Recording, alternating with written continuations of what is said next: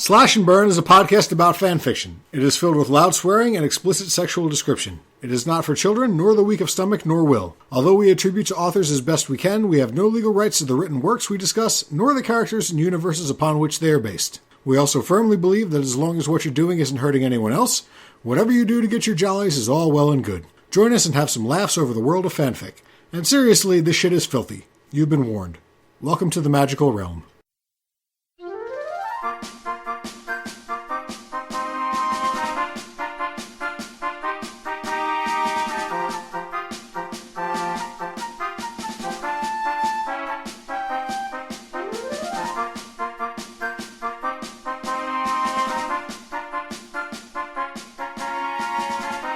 Hi, everybody. Welcome to Slash and Burn. We're back. Yes. Hi, I'm Steve. And I'm Kera. I was really trying something different for the intro. I feel like we're missing something, not having like a true intro or outro. Like a bit, you mean? Not even necessarily a bit, but just like something we do that's not like, hey, guess what my name is. Okay, so we need like a trademark. Exactly. Okay. We need something to go in on and out on. But what I have written down here is just make some mouth noises or something. We also had some dick sucking noises. Technically, my mouth made them. We also had some. Well, right, there wasn't actually a dick being sucked. I tried a thing where I told Kara that we were going to do a different intro, and then I said, nope, we're just going to use the last 2 minutes of us bullshitting, and that's going to be the intro. It was pretty funny, but it'll probably get cut. It's probably going to get cut. Anyway, welcome to episode 13, actually 14. Sorry about that again. How have you been, listeners? Awesome, but we don't have all night. How have you been, Kira? I'm fine. Good. Great. How are you? I'm all right. I think I discovered the perfect ratio of prescription medication, caffeine, and sleep to get me in the feeling that I can take on the entire world. It's a hard balance to hit, and I'm not at it right now. Every time you say that right about now, like feeling you can take on the world, I see that like weird scene in the Wolf on Wall Street where they're like pounding their chest in that restaurant. That's what. Oh yeah, the Matthew McConaughey thing. Yeah. You know that was all ad-lib? Yeah, I do. Yeah, I do that's know. Fucking awesome. But yeah, that's what I picture every time you say that. I've been playing The Division. It's spectacular. If you want to play The Division with me, my name is Procrastinaria. They wouldn't let me fit the fucking N on Uplay. I know. And I play on PC because fuck you console shooters. MHX, Monster Hunter Cross for the West, hashtag. I should have said hashtag first. It finally worked. We're getting Monster Hunter Generations on July 31st. So I'm taking this opportunity to also tell you now we should probably pre-record all of August, September, and October's shows before that. Mm-hmm. Can you just like talk while you're looking at? I mean, that was my other option. I'd be like, yeah, yep, oh, fucking yeah. That sounds like a lot of exchanges I've had with you, actually. I do play a lot of Monster Hunter. So that's good. Just a little bit of housekeeping before we get started. We finally sat our asses down and set a solid recording schedule. Yeah, I know. Crazy, right? Oh, I was told not to bang on the table. I'm sorry. I already ruined it. And you had a ring on, so that did. made it even worse. I'm sorry. I'm married. But we've got a recording schedule that we're really going to try our hardest to stick to, and we even have 2 episodes that are mostly, if not fully, edited. One of them was even edited twice through a horrible. Oh, he was so mad. Oh, I bet. It was like the clip that you sent. We're lovable scamps, and I was like, this sounds really familiar. Are you sure this is the one you're supposed to be editing? He was like, it's the only one that was on the. Oh, and then I ran for the hills. I pictured remember that episode of The Simpsons where Homer, he gets something in the mail or he reads something, I can't remember what it is, and he just goes, fuck, and then it cuts away from him, and then it shows like the birds all flying away, and then Flanders goes, my, that was the loudest swear that I've ever heard. Like, that's exactly what I pictured like that. happened. He moaned about it all night, and I mean literal moans like, oh. So, yeah, we're sorry that things have been sporadic. There was a baby. Also, we're lazy. Also, we're terrible. So lazy. Also, so terrible. Other stuff. But now we got a schedule. We're sticking to it. We got 2 episodes you ain't even heard yet that are already done. Yep. And we're still doing this one. And I've been working on the Tumblr. By the time this is up, maybe all of the episodes will actually be on it. Mm-hmm. Currently, I just finished doing the FF7 one on the Tumblr, so that's where we're at. I have to arduously listen to all of it and then write down what the stories were called and then find them, and it's taking a really long time. But so yeah, we're going to have a regular production schedule, unless one of us dies or decides to have another kid or something. I'm not. I can't speak for you, but I'm not having another kid ever. So thanks for sticking with us. Also, I'm going to kill everyone who drives a motorcycle. Motorcycle! Also, notice, I don't know how much of this is confined to the 2 episodes that you haven't heard at the time that we're recording this, but our audio quality has been a bit sketchy lately. We currently record on a single mic, but that's going to stop soon. Second mic has been ordered. By the next recording, we should have it, right, I would say. That should hopefully alleviate some of the sound issues. And then in a couple of months, when hopefully I buy a house, one of my prerequisites for buying a house is a room that I can turn into a recording studio. That seems like a good plan. After that, we can stop having that problem at all, because I can make those do-it-yourself sound-absorbing. Thank you for listening to us. Even though it sucks. Even though we're very hobby-ish at the moment. We're trying to professionalize as best we can and as quickly as we can. So, what's this week's topic, Kira? I thought maybe we could do a segment on what we're drinking. Oh, sure. Maybe that could be our intro. Oh, that would be a pretty good intro, actually. I brought a dirty martini, do-it-yourself dirty martini kit to Kira's house. And made myself one of those. It's delicious. I want it to taste like the sea, as Cohen is a Ghost once said. Every time I make one, I put a little bit more olive brine in it, and every time I'm like, eventually I'm going to hit the point where this is too much olive brine. And I've been drinking these things for years now, and I've yet to hit that point. So that's why I like margaritas so much, which is what I'm drinking also, because I like to just put the salt right in it. So I'm basically just drinking salt water with alcohol in it. Yeah, so that's what I wanted to. I wanted to taste like the sea got drunk, and then I'm getting drunk off of the sea. I'm taking part of the drunken sea's bounty. But I'm drinking a fake margarita. Right, she didn't have all of the ingredients to make a real margarita, so I led her through creating an insensitive word that I'm not going to repeat here, margarita, that tastes shockingly like the good thing. And we were talking how if there was a booze version of Chopped, I would do very well on it, because I'm kind of like the MacGyver of booze, which is a skill that I can't do much with. I mean, we take all of our booze requests and needs to him, so yeah. And I've got a second podcast recording after this. I'm doing a guest spot on the Fun Roll podcast. If it ends up sucking, editor, please take out the name of the podcast that I guested on, that I'm doing after this. So I have to maintain my level of podcast drunk through till probably past midnight, and then still get up and go to work tomorrow. To get back to where we were, what's our topic this week, Kira? Our topic this week is Gilmore Girls. So what's that? Gilmore Girls is a show that happened in like the late 1990s, early 2000s. I did not watch it at that time because I thought it looked lame.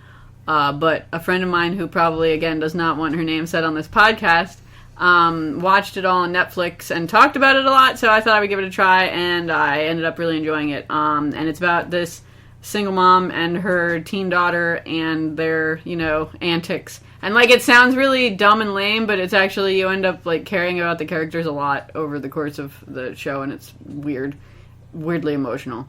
Well, I have some bad news. Yeah. I fucked up. Oh. Because I did all of my research on the girl from Happy Gilmore. I don't think that's true. Remember what we talked about before the Whiskey Cast about Yes and? Oh, yeah, sorry. Yes and? Ja und? No, but seriously, I know practically nothing about this show, and so when we were talking about this, when we were trying to come up with a topic, stop looking at your phone. I'm listening to you! We talked about this when we were trying to come up with a topic, stop looking at your phone. See, I heard all of it. I'm sure that you did, but it's very distracting trying to talk to you, and you're very clearly looking at either your phone or vagina. Yes. Or both, I'm done. I'm done. You could be using your phone in selfie mode. Oh, God. Your face looks bad enough in selfie mode. I don't even want to think about it. But I said, that's the one with the mom and the daughter, I think, and they both have black hair. And you corrected me to tell me that it was dark brown hair, which there might as well not be a difference. But that's really the extent of my knowledge. And all of that I learned from the picture that I see when I scroll past it very quickly on Netflix. On Netflix, yeah. So I thought it would be interesting because I don't know if we've even done an episode that I was so... I don't think We've have. done episodes where you've been entirely ignorant. I don't know if I've done one where I've been completely ignorant because, like, even... No, we didn't do Supernatural yet. Not yet. That is coming up, though. That was Kira's birthday request. No, Sherlock was my birthday I'm sorry. request. Yeah. No, but we will do Supernatural eventually. But yeah, so I thought it'd be fun to go into something that I really know, like, absolutely zippo about. So when I did my initial search, I found 769 works on Archive of Our Own. I think it was like almost 17,000 on fanfiction. Yeah, it was a lot. Because I was like, when I went to Archive of Our Own first, and I was like, oh, is that it? Like, this might be difficult. And then fanfiction.net, of course, never disappoints. Yeah, so this is a particularly robust area, apparently, especially for a thing that I I think, again... about. Archive of Our Own is relatively recent, so it might have come out after Gilmore Girls was over, but a lot of the stuff was still on fanfiction.net, has been written or at least updated in the last not too long, so... Yeah, I noticed that also. But so 769 on AO3, and so then I filtered by explicit, and I only got 41, but that's something to start with, you know? Right? Yeah. And before we actually dive right in, I do want to mention how much I love my stories for this week. I kind of feel like they have an overarching narrative flow. It's like this roller coaster, right? Like, because we start, the first story I'm going to do is like what I originally envisioned that this podcast was going to be. It's just like terribly written, and like the words are all wrong, and you just listen to it, and like that's why it's great, is because it's so bad, right? So that's like the building up of your anticipation, right? And then you get like near the top of the initial drop, and it's just kind of like befuddling because you're like, why the fuck did I do this? And so that's my second thing, which I'm not going to read all of. I'm just going to read a quick description of because I don't understand why anyone would write it ever. Okay. And then we plunge into pitch darkness, the grim darkness, the horrible... It's so dark, man, and they want you to know how dark it is. And oh gosh, several times. I wonder if it's the same one that I've got.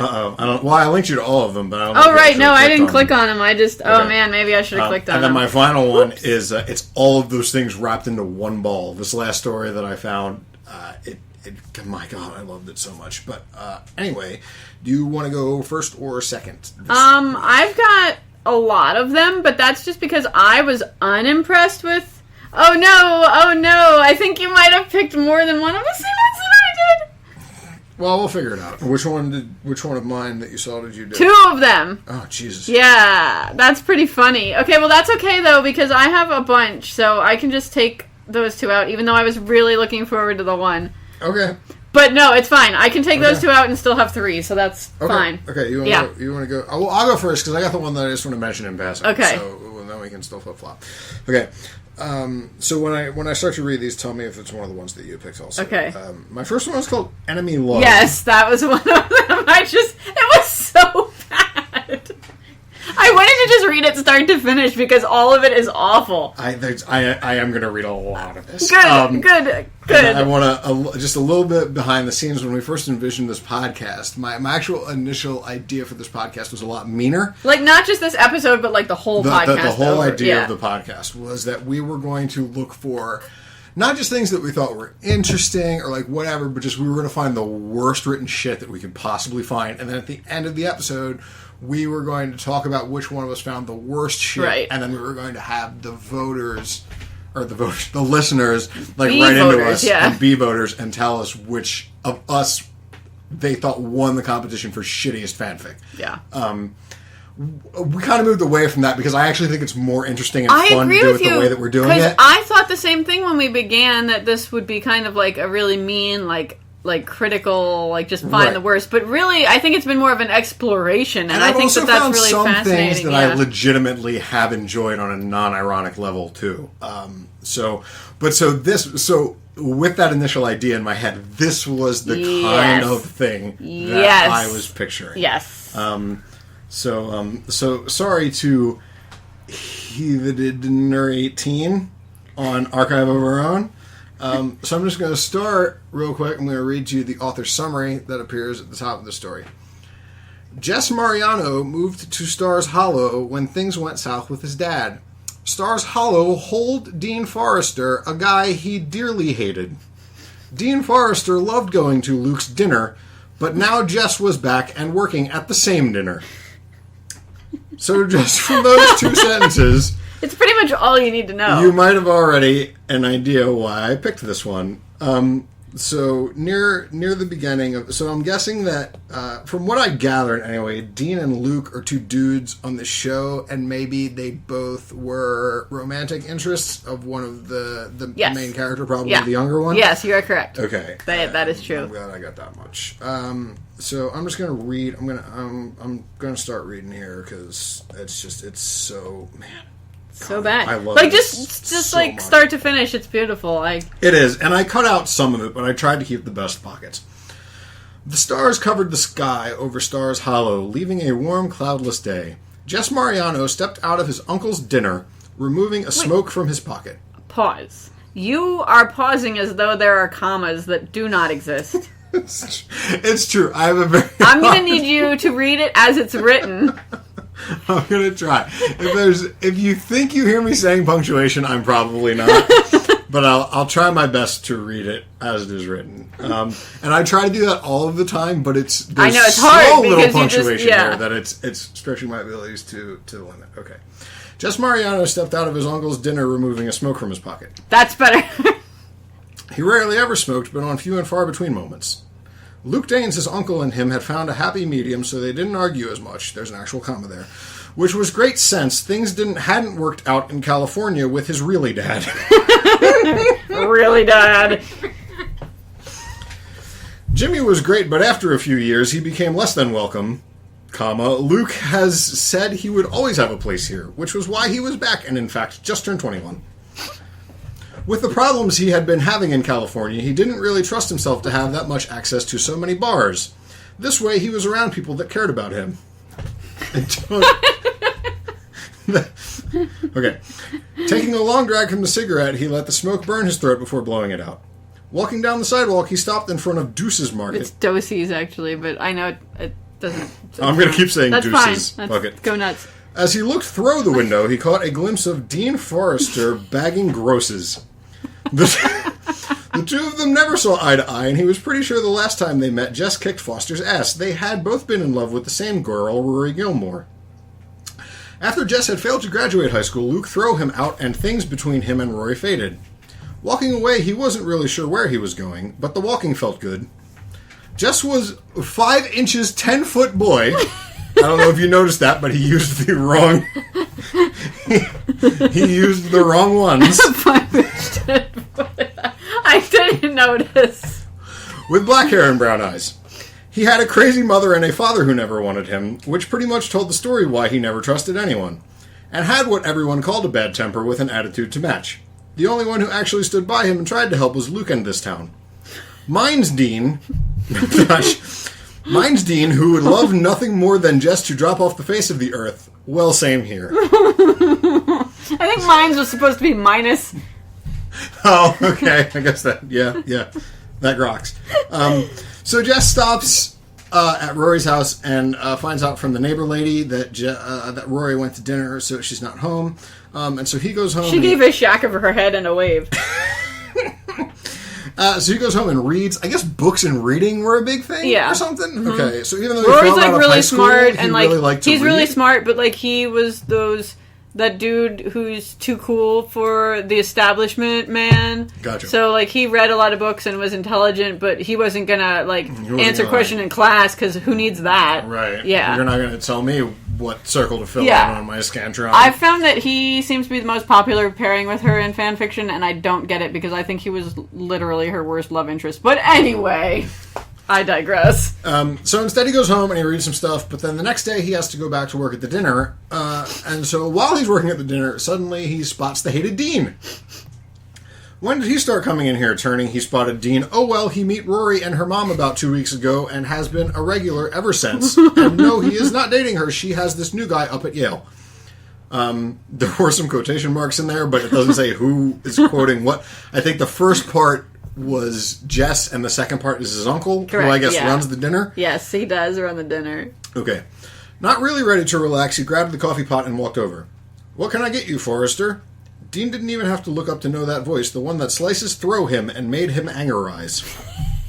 So, This Dean guy apparently doesn't have anything better to do with himself, so he just stays there to annoy the shit out of Jess and make him, like, wait on him and bring him coffee and stuff.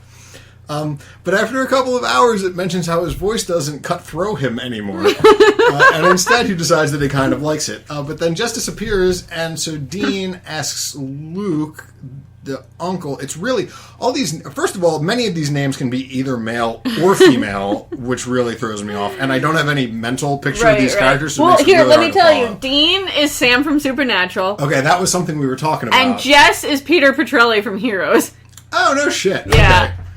Huh, interesting. Wait, so he was... Oh, never mind. Okay, yeah, Jess is Peter Petrelli. Yeah. Wow, okay. Yep.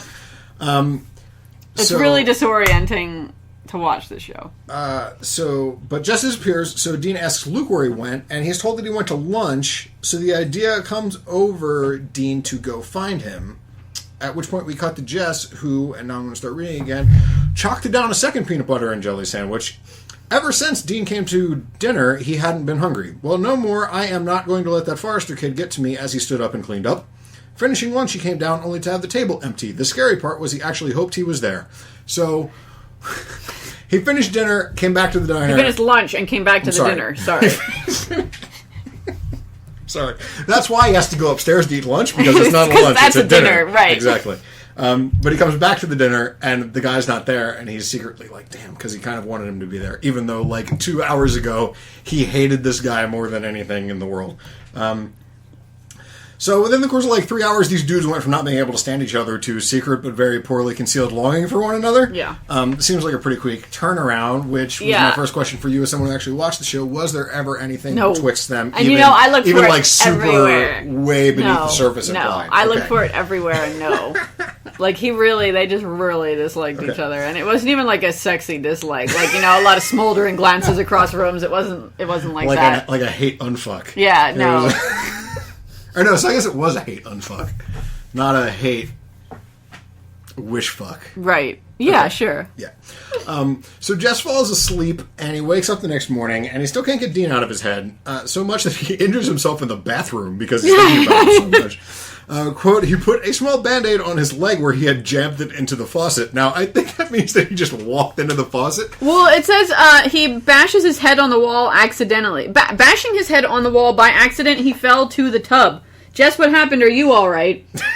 Luke ran in after he heard the big crash. Not really wanting to see his nephew naked, he stood outside the curtain. Yes, I am fine. Just go down to the dinner. So, yeah, that is how the injury happened. I think it means that, like, he, like...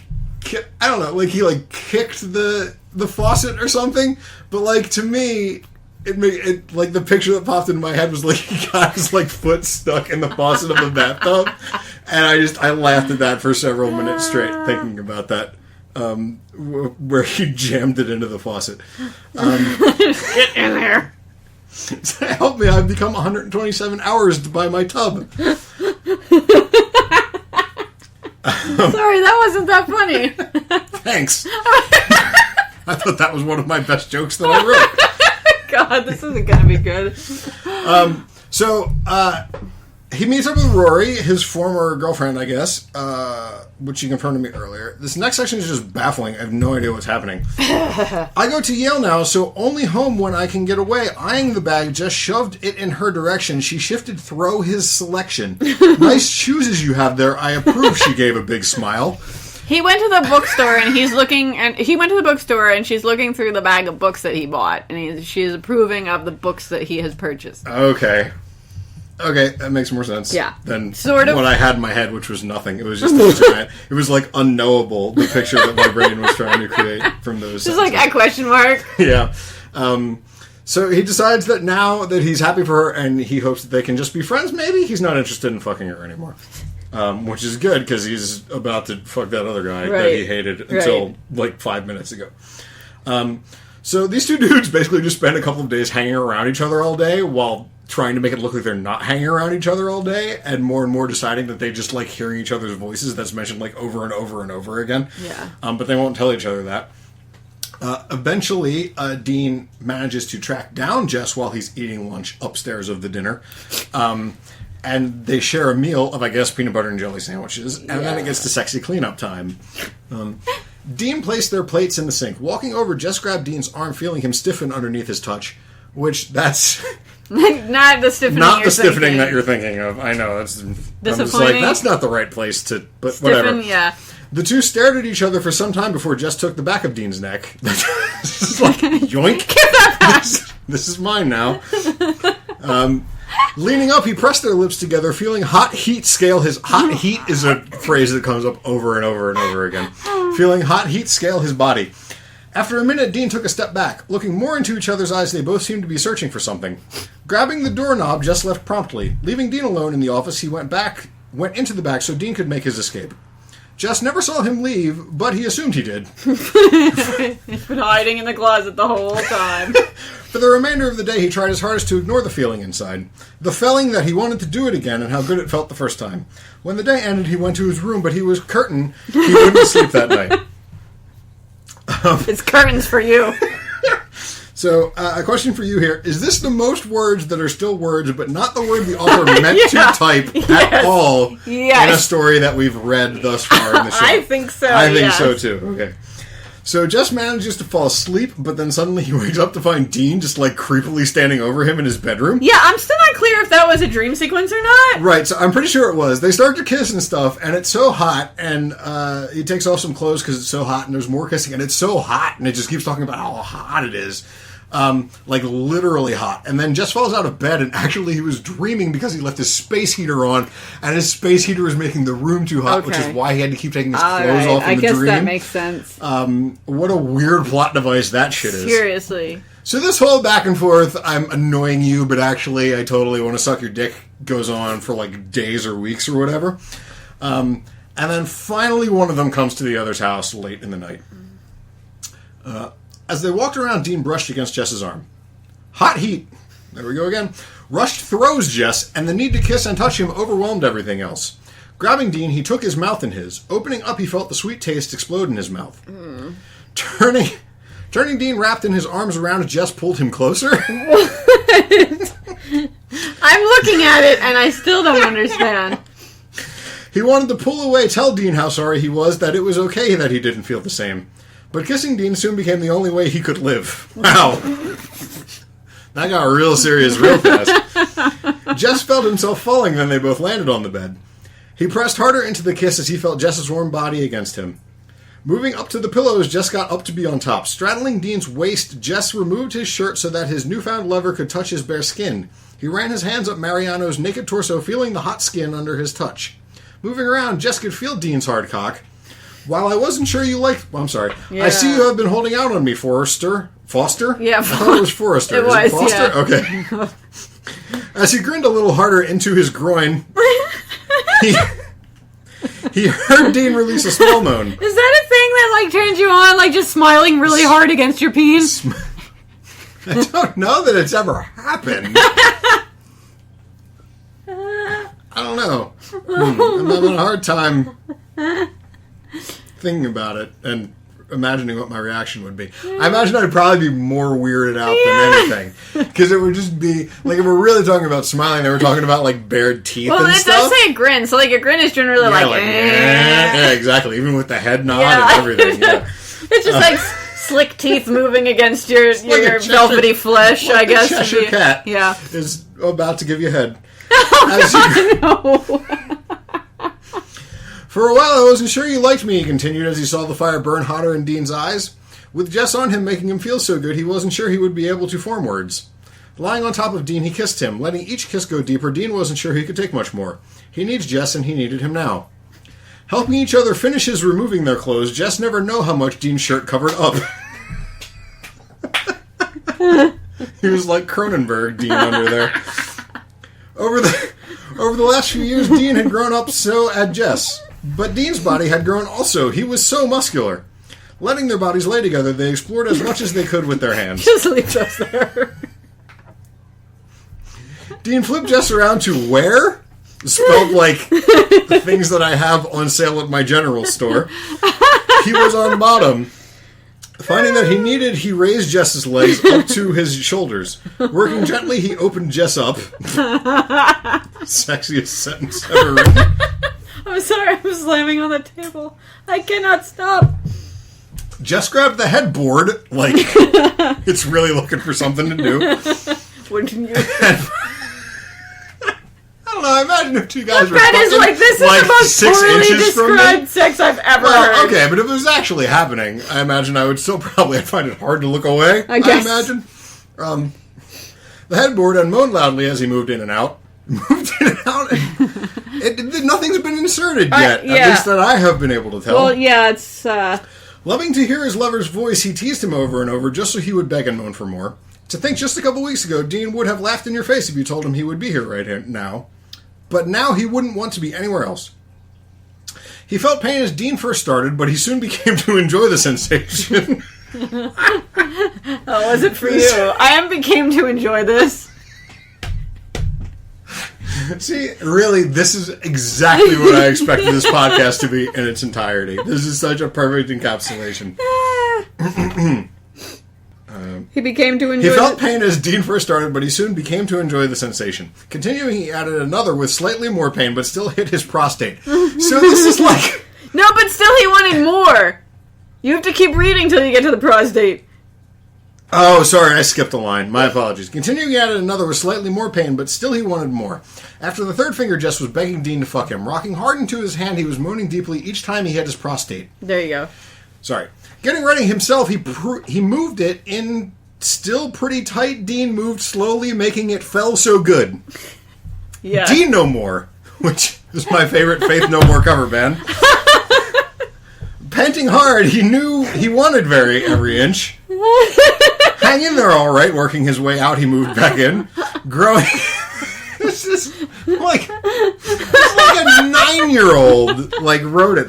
Except that they're mentioning the prostate. Although probably, I think we talked about this before. Yeah. 9-year-olds probably know what prostates are. Prostates Wikipedia become super prevalent in fanfiction. In gay these days, fanfiction, yeah. Everybody's talking about their prostates all over the place.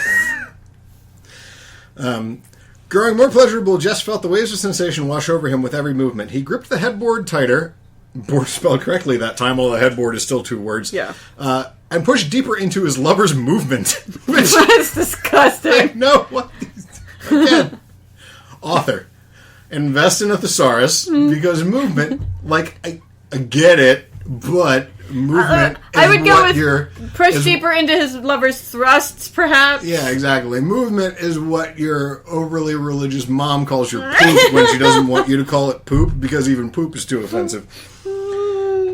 Damn it, yes, come on harder, Dean, please. Doing just that, he loved how tight Jess still was. Sensing his lover close to the... Oh, sorry, that's probably close. I apologize. That was me. That's how I read it, homonym. too. So, but everything is so fucked up I know, that when it's I the was wrong reading thing. it in my mind, I said close in my mind. Sensing his lover close to the edge, he slowed down. No, please keep going, Dean, please.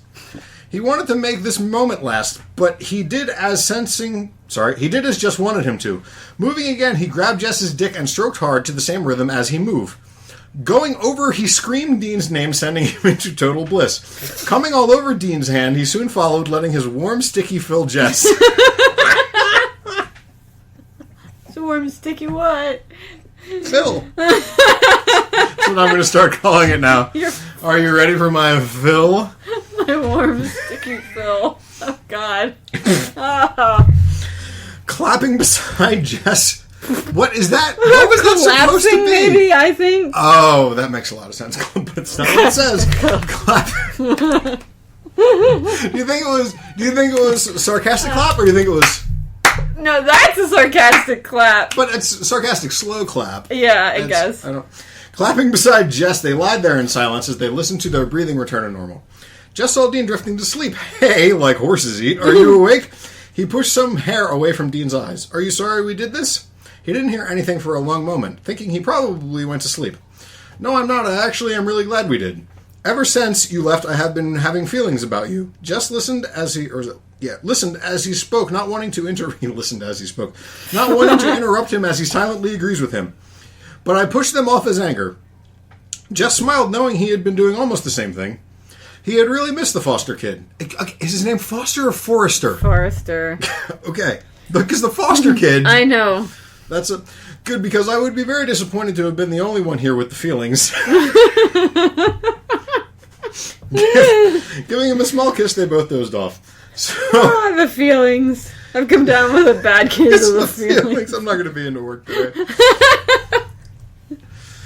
Later that week, they go to a town hall meeting together. That's a date in this place, I guess. That's a thing that happens a lot in the show. Okay, that was one of my questions for yes. you. And the second topic in the town meeting is that they have been spending a lot of time together. Is that a thing that happens in the town hall meetings? That's actually could be, yeah. Really? What the fuck is this show? The town is really weird. It's like a really small town, so like if anything happens, it could upset the town. Like they talk about it at the town meeting. So here we go. The second thing of the night that has been brought to my attention is Dean Forrester and Jess Mariano. Jess shot up in defense, what the hell do we have to do with the town meeting? Dean pulled at Jess's hand, making him sit, but he wasn't having it, he was mad. Well, nothing really, Taylor started to say. Exactly nothing, so move on. This time Jess sat with a thump, still angered he folded his arms. Feeling distorted, Taylor shuffled his papers, trying to find his third topic. You know, all I wanted to say on the matter was the town has noticed you spending a lot of time together. Like, what the fuck? What? Seriously? Like, that is the thing that was like a plot point? In one of the episodes, like, they do have a lot of town meetings, but in one of the episodes, like, Lorelai, Rory's mom, and Luke, like, were sort of, like, gonna date, I guess, and it came up at the town hall meeting because people were like, well, if you date and then break up, like, everybody is really good friends with both of you, so everybody's gonna have to pick sides. How are you gonna eat at the dinner? Yeah, basically. So, yeah, like, I mean, it might be a little bit of a jump, but I can see this happening. This time Dean stood up, so we have a right to be together, don't we? Now he felt his anger starting to build. Of course, it's a free country, but last seen together you had a hug fight. So, I think that was supposed to be huge. Yeah. But hug is so much better in every way. Yes, I agree. I 100% agree. Maybe Hug Fight could be the name of the subtitle for this episode. I was going to say Bad Case of the Feels. But... or that. There's plenty. Just from this story, there's plenty. Taylor watched as they stole a quick glance. Well, we made up and have decided to be friends instead of enemies. So, yeah, my next note here was, how small is this town, and has a relationship ever been brought up in a town hall meeting on the show? Apparently, yes. Yes. Anyway, we're near the end now. Yeah. Rory had been dating Logan Huntsberger for several years now, and loved him dearly, so she didn't really have feelings for Jess or Dean anymore. I am really happy you two found each other, she stood up, saying she would keep the news quiet. They knew it was only a matter of days before the town folks started finding out, except they already found out at the town meeting days previously. When they all did find out, it was not as bad as they thought it would be. A lot of people agreed with them, and some didn't. But they figured that they would come around to the idea in due time. Moving out of Luke's and into his mom's house, they bought a nice small apartment together. The end. I love it when a story actually says the end. The end? I think all of mine might, actually. Really? So, yeah, and just to reiterate, one of the original aspects of the show is examining very poorly written stuff in the world of fanfic, and recently, just as the show has naturally evolved, we've kind of moved away to that into stuff we find interesting or whatever, and there's still a fair bit of that, but it's not the sole focus of the show. Right. Like I thought it might be. But this was a lot of fun. But this was just how I feel like everything that we were going to talk about was going to be. I feel like this is how the world... by a 9-year-old. Yeah, I feel like this is how the world views fan fiction. Exactly. It feels like it was written by a 9-year-old who has failed every English class and has been held back because they can't comprehend any punctuation that isn't a question mark. Like... although I guess it's like a nice lesson in tolerance or something. Like at first they're like, kind of weird you guys are hanging out, and they're like, hey, go to hell, we like each other now. And they're like, all right, fine. That's true, yeah. So I really enjoyed all of those. It's kind of a nice lesson, yeah. I really enjoyed all of those wrong words. It was beautiful. And that one was only made in August of last year, so there you go. Yeah, so I mean, this is a very current community. Although, as you mentioned, apparently this show is it confirmed or is it just being talked about? It's confirmed. It's. I think they're started recording filming. Really? Yeah, I think so. I might be wrong. Okay, that there is going to be a Gilmore Girls reunion. Yeah. Yep. Or yeah, not reboot. I guess continuation. Yeah. Or whatever. I'm kind of looking forward to it. So, do you want to do one, or do you want me to do my just? There's one that I want to mention. I'm not actually going to read anything from Okay. Yeah, go ahead. Okay. Because none of the 3 that I have remaining are any good. Like, the 2 that I had the best were ones that you also picked, so... I'm sorry. It's fine. I should have looked at your links, but... But a quick shout out here to Fuck Me and My Mom by LL72 on Archive of Our Own. Now, the reason that I mentioned this is because this is what I thought most of what I was going to find about this was going to be, right? But honestly, it wasn't. I also thought that, and most of it was like these 2 guys fucking, or the 2 previous guys fucking, or whatever. But it's okay. So the other reason I wanted to bring this up was because I do not understand neither the author's point of view nor for whom this is written. Okay. Because I am a connoisseur of adult entertainment in many of its ways.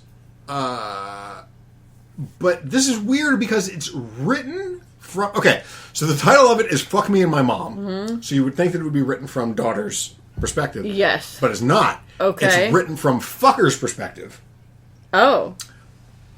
But... Does the title have quotation marks around it? Like, this is what he's hearing. I don't think it does. Okay. But it's also written... The fucker is a porn producer... Is an OC porn producer / porn star. So I think that the title is supposed to be the name of the movie that he's making. Right? Okay. But the whole time he talks about how fake all the setups are and stuff, like, you know, like, oh, my producer's in the car with me, and, like, you know, I'm talking about how we're going to this hot MILF and her 18-year-old daughter's house, and we're gonna, you know, like...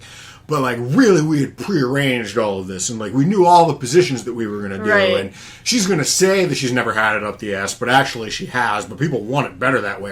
So, like, the whole thing is shot from, like, this behind-the-curtain porn-making thing. That's kind of cool. Right? I guess. But, unlike in all actual mother-daughter fuck porn... I wouldn't know. Right? I'm not afraid to admit... Because I don't think anybody that I wouldn't want to know this listens to this, but I've watched some of that, right? Obviously, those people aren't actually related. It's a plot device. But in this story, they are the mom and daughter from the show, not the actors from the show. So therefore, they are related. So everything is fake, pre-planned porn bullshit, except the fact that they really are mom and daughter, right? So this is causing me a great amount of cognitive dissonance because it didn't have anything to do with the characters except that it was their names and it was actually them. Right. Right? But, like, it didn't... And it took place in the town that the actual show takes place in or whatever. But, like, there were no, like, plot points from the show, like, interspersed. Right. Like, there was no reason. So this is one of those whatever. ones where it could be any 2 ladies. Exactly. But, so I don't... Like, so... If your thing is that you want to fuck the Gilmore Girls... Which I get there's probably people that do, right? Then why would you want it in a situation where you're a guy who's paying them to make... You know what I mean? Like, wouldn't you want it to be like an organic... Like, I actually fucked these 2. Well, maybe right? this writer also really wants to be a porn producer or something. So, that's... I'm seeing what else... I don't know. It blows my mind. Like, if you want to write it as a guy who's doing... it for porn and it's all fake and pre-planned and stuff, like, you're writing the shit. Like, you could literally make anything. You could make aliens come out of the sky and tentacle fuck everybody if that's what you wanted to. So you're telling me your thing is you want to fuck people that you pay money but they're not hookers, but you put it on the internet, but they really are related? Yeah. Like, that's so, like, bullseye specific I found this really weird. I mean, I'm not saying that I think that there's going to be a big market for it.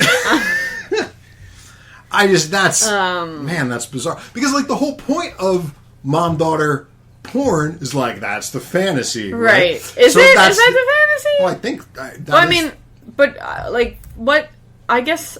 I mean, it wouldn't be presented that way if that weren't the fantasy. No. I mean, I guess my question is, what is appealing about that particular fantasy? But I guess you could say that about any fantasy, anything, really. Right. Yeah. So what I'm saying is, if your thing is fucking If your thing is, I want to be a dude who does porn, then they should not actually be related. And if your thing is, I want to fuck the Gilmores, then it shouldn't be a porn thing. That's all I'm saying. Maybe both of those are your things. The crossover doesn't make any sense to me whatsoever. You can like lots of different things. But I think that's how a lot of fanfiction comes about. Because you're like, I like the Gilmore Girls, and I also really like this thing. Hey, smash them together. Win.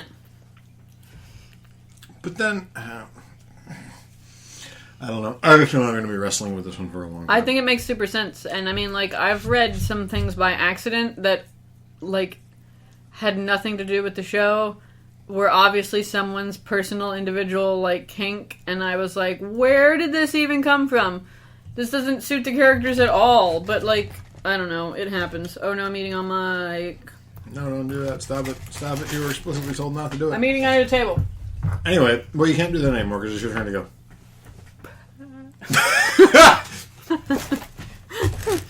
Okay. Look forward to our 5th spin-off podcast, the Bombcast. Which, coincidentally could be recorded during this podcast because all this stuff makes me vomit. Okay, so none of these 3 stories that I have remaining are in any way sexual because Steve stole all my sex stories.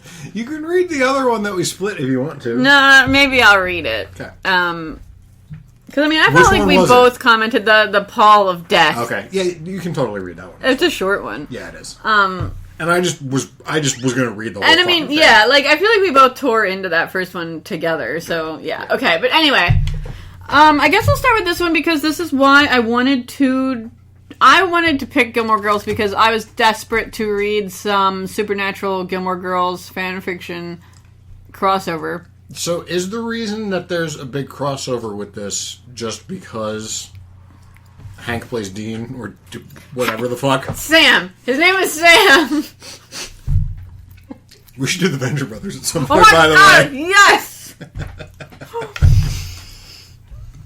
But is that the reason why? I imagine Or, are the so. universes connected? I guess they were both on the CW, maybe? Yeah. Well, there's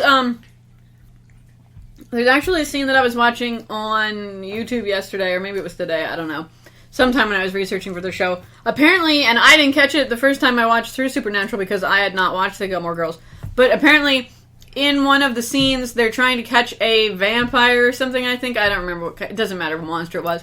And they were, like, going through the CW, like, soundstage, and they're on the little tram car, and they're like, right now we're driving through Stars Hollow, where Gilmore Girls is filmed, and they were like, if you look closely, like, you might be able to see one of the stars. And it was funny because, like, Sam's sitting right there, like, making the dumbest face.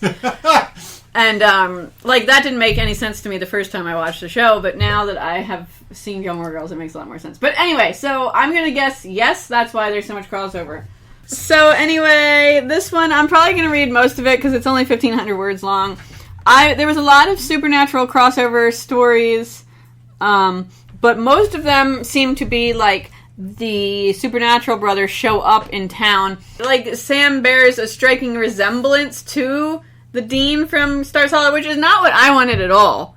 I wanted them to be, like, Dean is Sam. He was just living there under an assumed name, and he, like, picked the simplest name because it's his brother's name.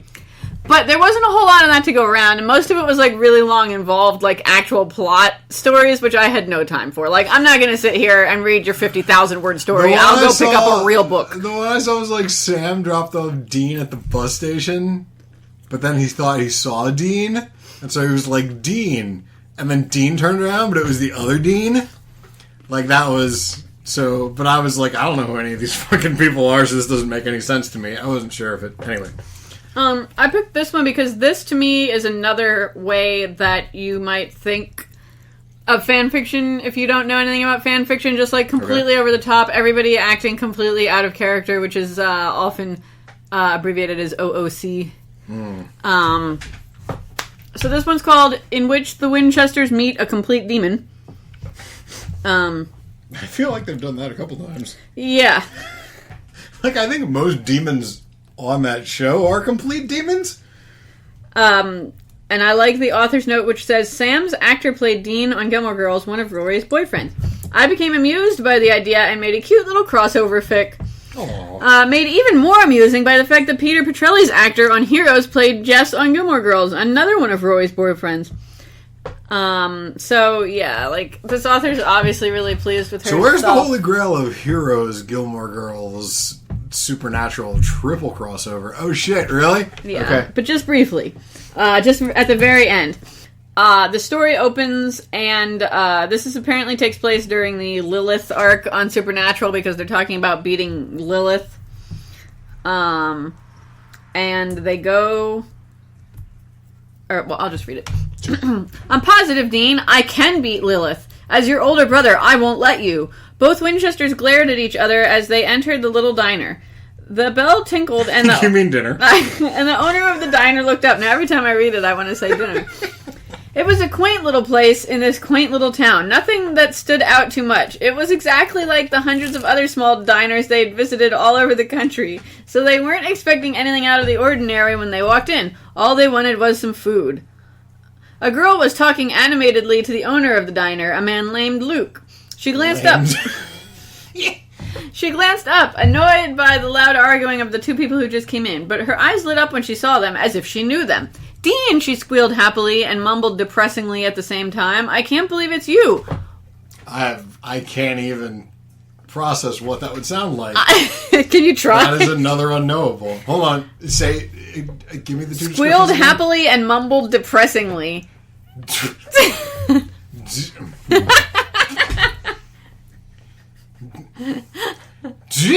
Nope, can't do it. I cannot do it.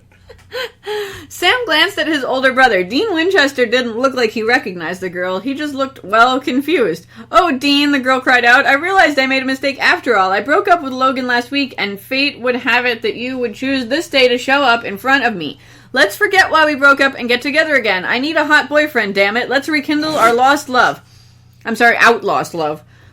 I need a hot boyfriend, damn it. Sorry, do we know each other? Dean asked politely. Both he and Sam was seriously getting creeped out by this girl. Now, again, that's not like Rory's character at all. Like, this is completely... I've never even watched the show, and that doesn't sound like what I imagined her to be from the 4 sentences of her I read in the other fanfictions that I... The girl looked as if she was both going to explode with anger or explode with tears. Yes, both. Or maybe one or the other. Or none. The point was, she looked like she was going to explode, and nobody wanted exploding girls. She was the Schrodinger's cat of emotions. She could be everything or nothing, all at the same time. Rory Gilmore, your ex-girlfriend. You slept with me, for goodness sake, the girl said. You know, that one, the girlfriend you slept with. I'm going to start going up to random people on the street. You slept with me, for Christ's sake. Sam looked pointedly at Dean. That's what he got, Sam thought viciously. He was still smarting over being forbidden to go after Lilith. Dean slept with every girl he could get his hands on, and it was awesome that he was finally able to get this comeuppance for it. He laid back, satisfied. He wanted this Rory chick to tear his brother apart. He'd seen that happen before, and Dean couldn't do anything about it. There was nothing scarier than one of his brother's old flames. Hell hath no fury like a woman scorned and all that. I'm sorry, but I don't really remember you, Dean said apologetically, bracing himself for the tirade to come. But Rory chick gave him a scathing look. If looks could kill, Dean would be dead. Not you. Why would I ever like guys like you? Ew, no, I'm talking to Dean. She motioned violently to Sam. Sam blinked. Now both Winchesters were confused, because they were sure that Sam was Sam and Dean was Dean. So this is all predicated upon the fact that he played the opposite named guy in the other show? Yeah. Okay. So they try and get over this hurdle here. So the next line is all one word, like there's no space between it, so we're supposed to get that she's talking like really fast and together. Well, the two of you look exactly like identical twins. You should know. No, I can't even. You know, Hennever told me he had a brother. Sorry, it's just really hard to. I always assumed he was an only child, but you never know, I guess. But he definitely has a sister on the show, so whoever wrote this was apparently not watching the show very well either. It was me. I wrote this. But so she finally gets over the fact that this is not her ex-boyfriend. It's just a dude who looks like him. And then the bell tinkled again and the door opened and in came a nervous, good-looking young man who looked strangely familiar. Said young man saw a Rory chick, flinched, turned around and made a run for him. Unfortunately, there's nothing faster than a crazed ex-girlfriend, and he barely took 2 steps when Rory Chick caught up with him and grabbed him in a steel grip. "Hello, Dean," Rory Chick said in a sweet, sugary voice. "It's so nice to see you again." The boy squirmed. So, like, basically, I don't even... I'm not following The this. person who wrote this story clearly doesn't like Rory very much, because she's painting her in a very, like, unflattering light. Okay. So, why was this story written? That was going to be my next question. Is that a large contingent of Gilmore Girls people? You know what I mean? Like, on some shows, there's, like, some people who, like, don't like a certain character or whatever, but this doesn't strike me as, like, one of those... This seems like one of those shows where you'd have to be on board with both of them. Yeah, well, and I mean, like, actually, this is a show where I felt, like, emotionally invested in, like, every character. Like, there were very few characters that I was like, oh my god, I do not care about this plot line, can we please not? Like, I think the only one was her friend Lane. Other than that, I got like... some Lane for you later. I like... You do? Oh, boy. Other than that, like, I liked everybody on the show. And so, I guess I just don't... If you don't like one of the 2 main characters, there's only 2... Like, why are you watching the show and why are you writing fan fiction about it? I don't understand. It'd be like watching Rick and Morty if you didn't like Rick or Morty. Yeah, I don't. They'll come around. No, I won't. You know that thing where I I know tell what you you're gonna something, say, just stop saying it. and then you're like, ew, no, whatever. And then like 3 years later, I'm like, hey, remember when I told you that thing? And you're like, yeah, shut the fuck up. Because it turns out that I was right all along. This is one of those things. Just letting you know. No, it's not. Let it be written on the record. 2018, when Kira goes to Rick and Morty Con. No! But so they're like, oh no, this Rory is crazy, we're gonna get out of here. And so Sam, Dean, and Dean all jump into Dean's car and drive away. And like, oh, thank God we got away from her. And just, I'm gonna read the last bit because of what you said earlier. Damn it all to hell. Dean had come back and she had blown it. Blown it! Now where was she supposed to get a hot boyfriend? She breathed hard, face tomato red with anger. The bell of the diner tinkled. The door opened. I'm positive, Nathan, I can beat Siler. As your older brother, I won't let you. Rory turned to see who it was and brightened up. She bounced over to the Petrelli brothers and smiled at the younger one. Jess, she said in a chipper voice, let's rekindle our love. End. So, just because you had asked. Okay. See, now this... the 2 points I want to make about this. This seems like it hits my pet peeve of they take a character and they just completely write them entirely different from the way that they actually act within the work. Yeah. So it doesn't feel right. But at the same time, I feel like this is something that someone just did on... Like, I mean, I guess it could be like you said, where they didn't like Rory and they just wanted to play her up as, like, very bimbo-y and, like, shallow or whatever, but I like the fact that they were just like, look at how much fun I'm having drawing these parallels. I guess. I mean, if you're into fun. So, for the Pall of Death, here's an idea that I had, since we both picked this one. Oh, wait, I didn't say the name, and I said the name, but I didn't see who wrote it. In which the Winchesters meet a complete demon, which I'm assuming is Rory, by Child in Me. Oh, okay, now it makes even more sense. On fanfiction.net. Okay. So, I just... since I've been going through and trying to find the titles and stuff of these stories, and I realized that I'm really bad at actually saying them, so there you go. That's fine. But it'll be linked on the timeline.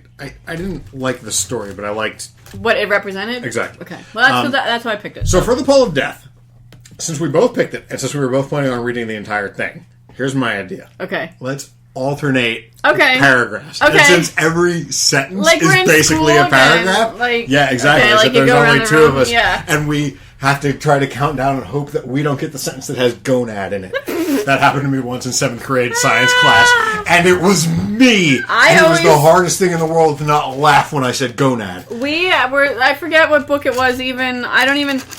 We were reading some book in English class, and there was like a swear word in it. And if you know me, you know that I don't swear. And I was like, please don't let me get it. Except for she's quoting things verbatim on the podcast. Well, now then she has no problem. I've been a little bit more lax about it. But back then, like, even if I was quoting something, I wouldn't say a swear word. So I was like,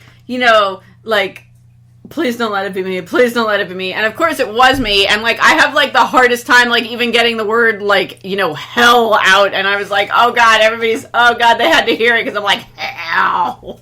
So here's my idea. Okay. We alternate. Mm-hmm. Okay. I think it'll be fun. You think it'll be fun? Yeah. Okay.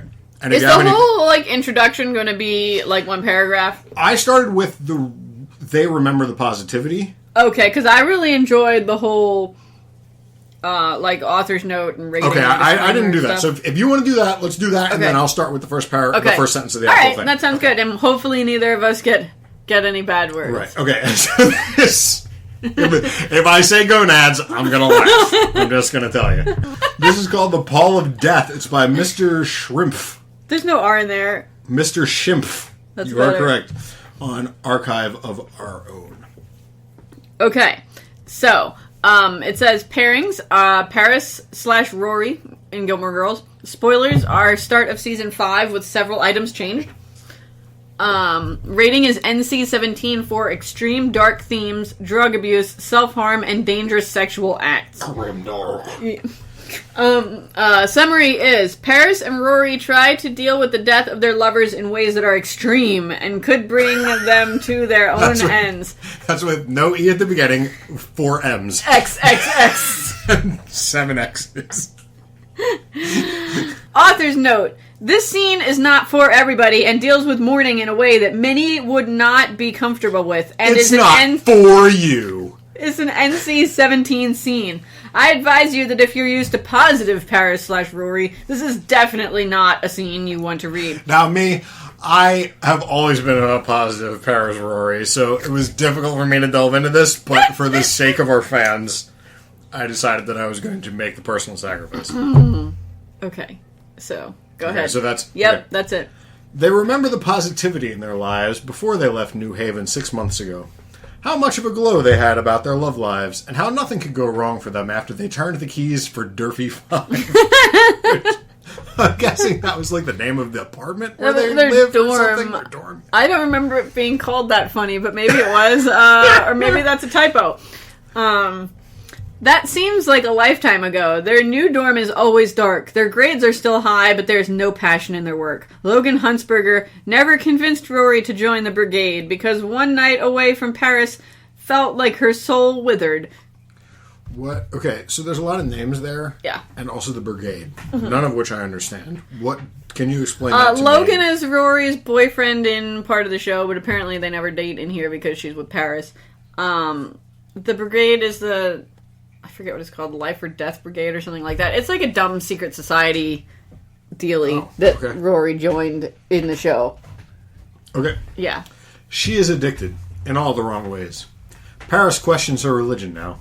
She lashes out against the customs of the faith she used to respect. Her wrist is tattooed with the initials AHF, the love of her life. Her body is always sore, bruised, hurt. Rory keeps thinking of why she asked Jess to run out for a Slurpee at 3 a.m. at an AM PM in Mesa. That's just for the readers. That's written as Ampum. It's not written as AM PM. And I'm pretty sure that's supposed to be Mesa. Although you've watched the show, so maybe it's Mesa. I don't know. But Mesa is like the name of a town. Is it? Yeah. I'll take your word for that. Why it had to be him who took the bullet in front of the clerk after the thief dared him to be a hero. Why he died. There's no question mark there. Like, I know, like, I get it, but it's still just taking... Why he died with no question mark as a sentence is hilarious out of context. It's like a statement, like, why he died. This is why he died. I think it sounds more meme-ish to me. I don't know. What? Like something that you would see superimposed on a cat. Exactly. The cat's just staring at a dead cat. And it says why he died. That's so sad. Sorry, go ahead. Your line. Paris Paragraph. questions how medical science couldn't clearly see that Asher's heart was giving out. Why he never told her. Why he died. No question. Why he died. The first day they were back at Yale, they seemed happy. Everything was fine. A week later, their respective families held memorial services in separate cities. Both girls went. Both girls wept. Both girls learned then that the grieving process was far from over. Back in the dorm, they hugged. Told each other they'd both be there for each other. I think you used way too many words there. Told each other they'd... Not you. Oh, the okay. author. I was going to say... Then something sparked dangerously. Both had withheld their pain. Beneath it all, Paris and Rory lost the loves of their lives. Permanently damaged by both stubbornness and heroics, they were now alone in the world. Marty would never understand. Tristan was a silly childhood fantasy. They were alone. They needed to feel more than just a dark hole where their souls used to reside. I can't wait for Dark Holes Where the Souls Used to Reside 3. I've pre-ordered the collector's edition. It comes out in May. Sorry, that was a video game joke. I couldn't resist. The kiss was innocent at first. The tears were too. When are tears not innocent? I mean, I'm sure if you give me one, I could think of I was it. gonna say, like, I guess if I'm crying because I murdered someone. or if you, like, you're trying to guilt your boyfriend into doing something by crying, or girlfriend, whatever. Sorry, that was sexist of me. I'm sorry, Tumblr, Christ. The kiss was innocent at Oh no, first. I banged on the table again, sorry. The tears were too, but soon the grief overtook them. All reason went out the window. They pressed body against body, flesh against flesh. Clothes were torn off, underwear shorn. Maybe that could be the name of the episode, by the way. Underwear shorn. Underwear shorn. Both women, in the darkness of their lives, found they only felt when they had sex. At first, only once a week. Soon, though, like a drug, they needed more. Studying manifested hate of the outside world, of how they regarded Pear as Asher's last slut, or how Taylor forced Luke to buy only a simple gravestone to mark Jess's grave by town proclamation, saying his memory should not be honored, or how Dean told her he was glad the bastard was dead, an outburst which earned him a broken jaw from Paris's doing. Real quick, so Jess here is dead. Correct. Wasn't he the one that got shot at the Turkey Hill, or is that... Yeah. So why was town proclamation that he should have a simple gravestone and that he shouldn't be honored? Because the town wasn't real fond of Jess because he was a bad boy. So just he was a dick. Yeah. So now he doesn't get to have a nice gravestone. Okay, yeah. Sure. I thought maybe like being shot in a convenience store was like the ultimate shame to these people somehow or something. All right. No, it's just the town is weird. Gotcha. They withered within. Only in bed could they feel anything at all. Rory was at first content with simple fucking, but soon asked for it rougher. Okay. Paris obliged her. She did not judge. The girls wouldn't talk. Just go with the waves as they felt clit slammed against clit. That's the paragraph I was hoping I wouldn't get. Also should probably be the name of the episode. Their room was ignored. Personal effects still boxed. The door remained ever locked. No one able to intrude because of an illegally installed slide lock on the inside part of the door. It allowed them to revel in the darkness of their relationship. It's like a hot plate. You're not allowed to put a lock on your door when you're in the dorms. Paris felt stiff after they fucked. Yeah, she did. Her sweater showed the scars of Rory sliding her nails down her back, of having a lust, of seeing her friend bleed when they pricked by one of the needles of her craft corner. What? So, having a lust, first of all, is a weird way to say anything.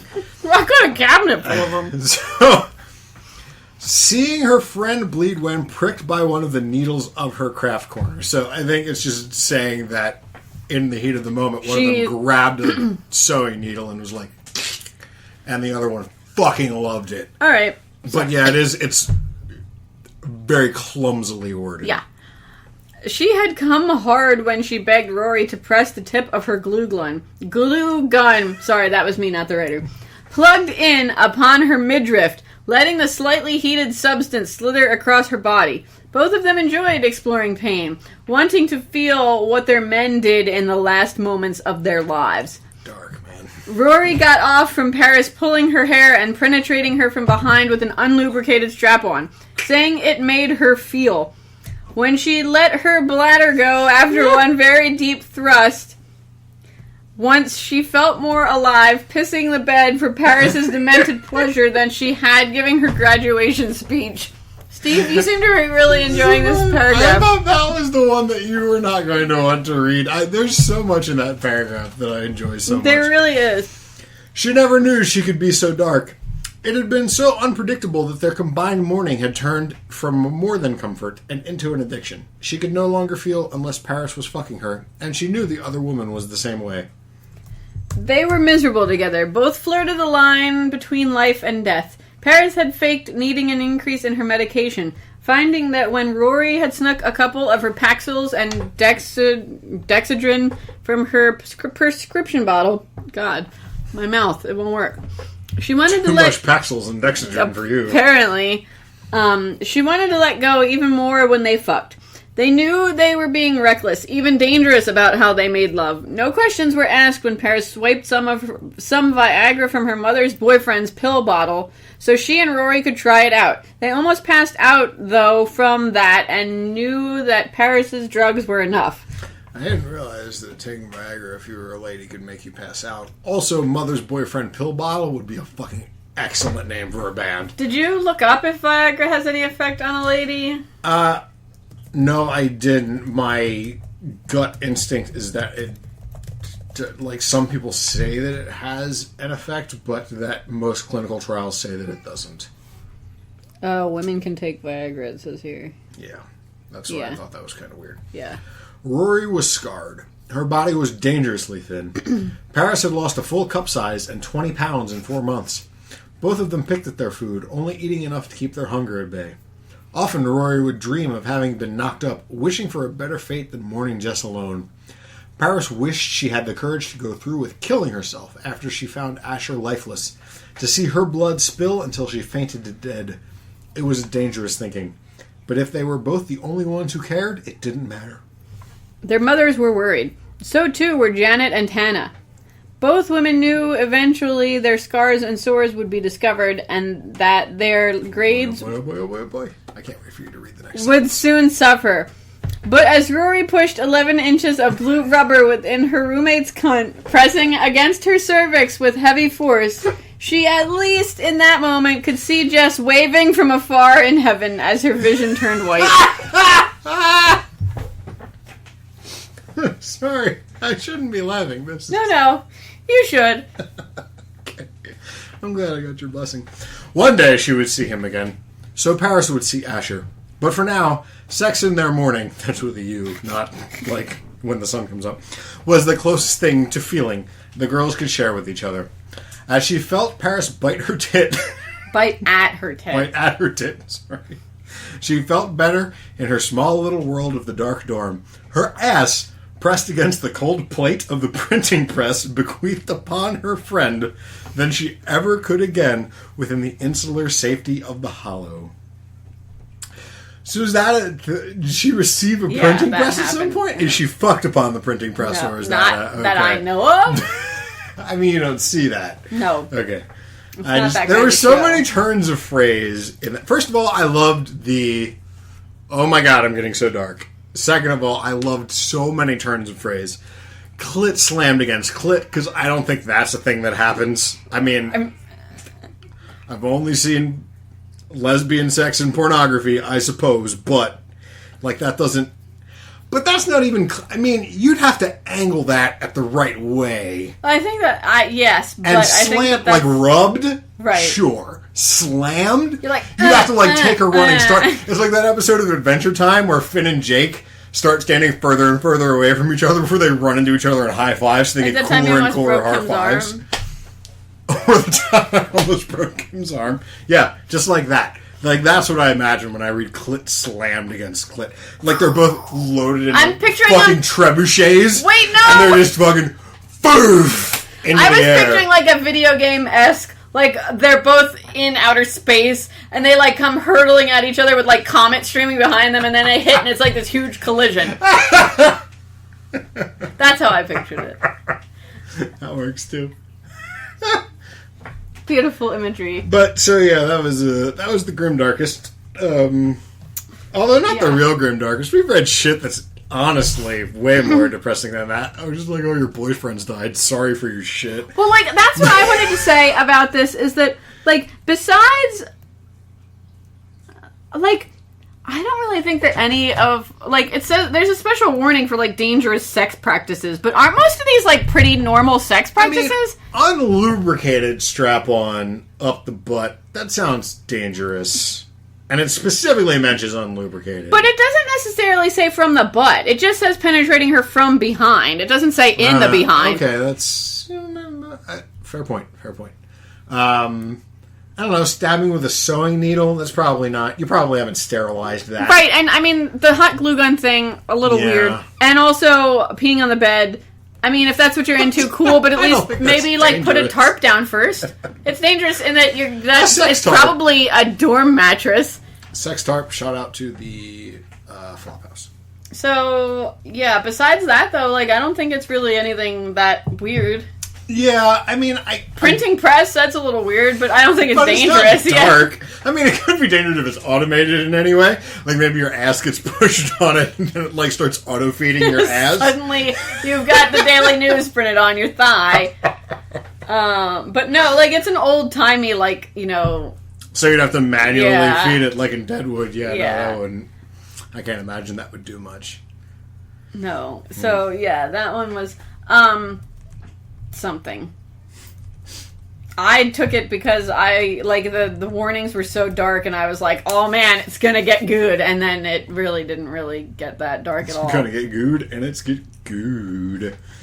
Yeah, but no. So, you've got one more, correct? I've got two more. Oh, really? Yeah, I said I had, but I mean, they're both pretty short and they're both, like, not great. Alright, if you don't think they're great, then I'd like to save mine for last, because that's fine. I think mine's pretty fucking sweet. Before we get to Kira's next story, I just want to talk about our sponsor for the week. So, here we go.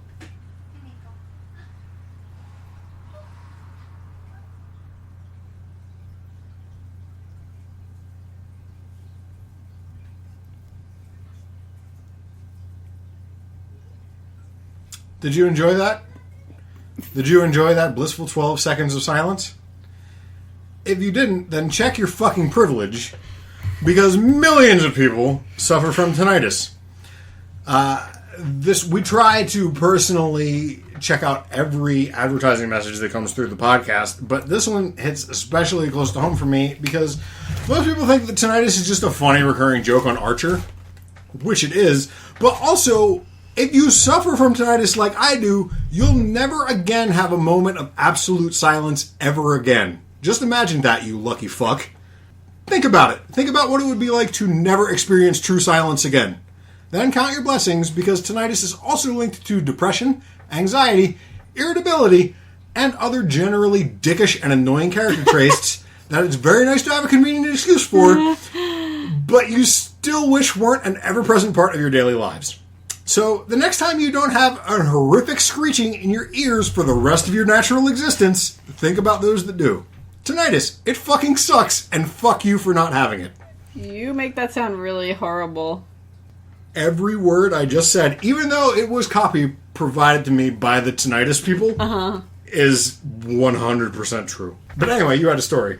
I have two, because you said your last one's a really good one. So right. You had two stories. I have two, but neither of them is very good. I just picked them because I was having a whole lot of time finding good stuff, except for those two stories that Steve stole from me. So, this one is called Soapbox Derby by Star Maple. And I picked this one because it is an original character, or as I like to call it, self-insertion. But it's not always. Like, some people's original characters lame ass. It's called lame bullshit. Well, that's what... This one's called Soapbox Derby, and basically... Does it have a Soapbox Derby in it? Yes. Oh, okay. Basically, Dean is dating a teacher. Okay. And the teacher is the original character. Sorry, when you said that, I could only picture Supernatural Dean. I'm having a real hard time separating the two universes. Welcome to my life! God forbid we actually knew a human being named Dean. Yeah. Things would get real fucked up. Like I was saying, Dean is dating a teacher. The teacher is the original female character. They go to see a soapbox derby of the students that she teaches, and that's basically the story. Okay. There's there's not even anything in the story that's particularly acceptable because it's just really boring. They go to the soapbox derby, and this kid, Jake, in the class has a crush on her. They're third graders for reference. And he seems jealous of Dean. And then Dean helps him fix his car before the race. And then he gets third place. And then they go home. Third place is the bronze medal. Second loser. Yeah. Well, he says here, thanks again for helping me fix my car. I wouldn't have gotten to race at all without your help. So he's happy to have gotten third place because at least he got to participate. And next year he bets he can get first place. And Dean suggests that he names his soapbox car Death Wagon because it's dangerous. And that's pretty much the whole story.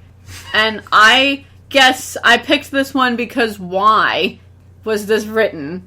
Who was this written for besides the author? And if this was just for the author, why couldn't he/she just, enjoy it at home quietly on their own computer without publishing it to the internet? Right, that's the thing. Did this person have some sort of incredibly formative and possibly sexual experience at a soapbox derby? But, there was nothing sexual in it, I mean, even.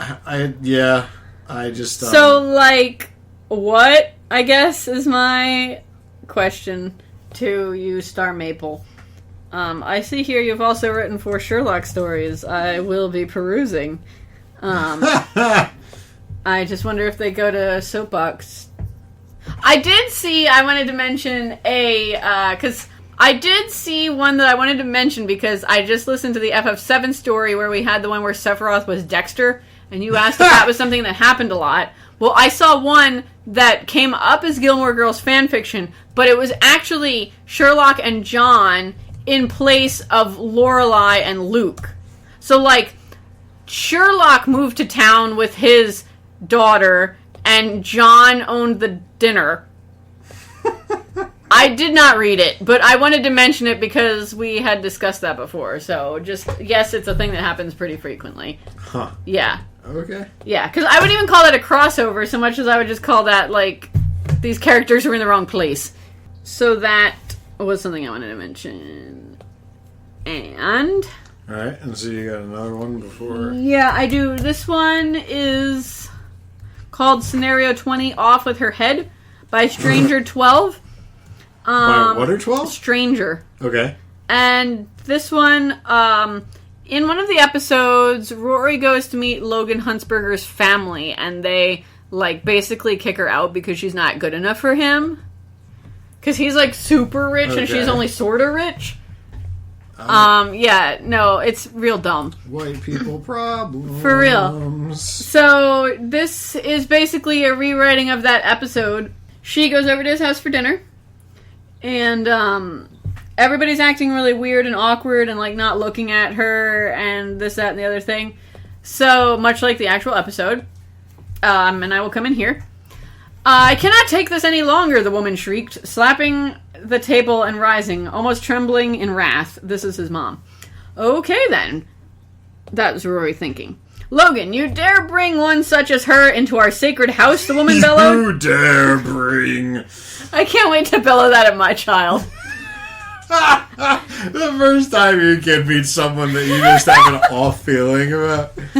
You dare bring this filth. I'm already really good at slamming my hands on the table, so...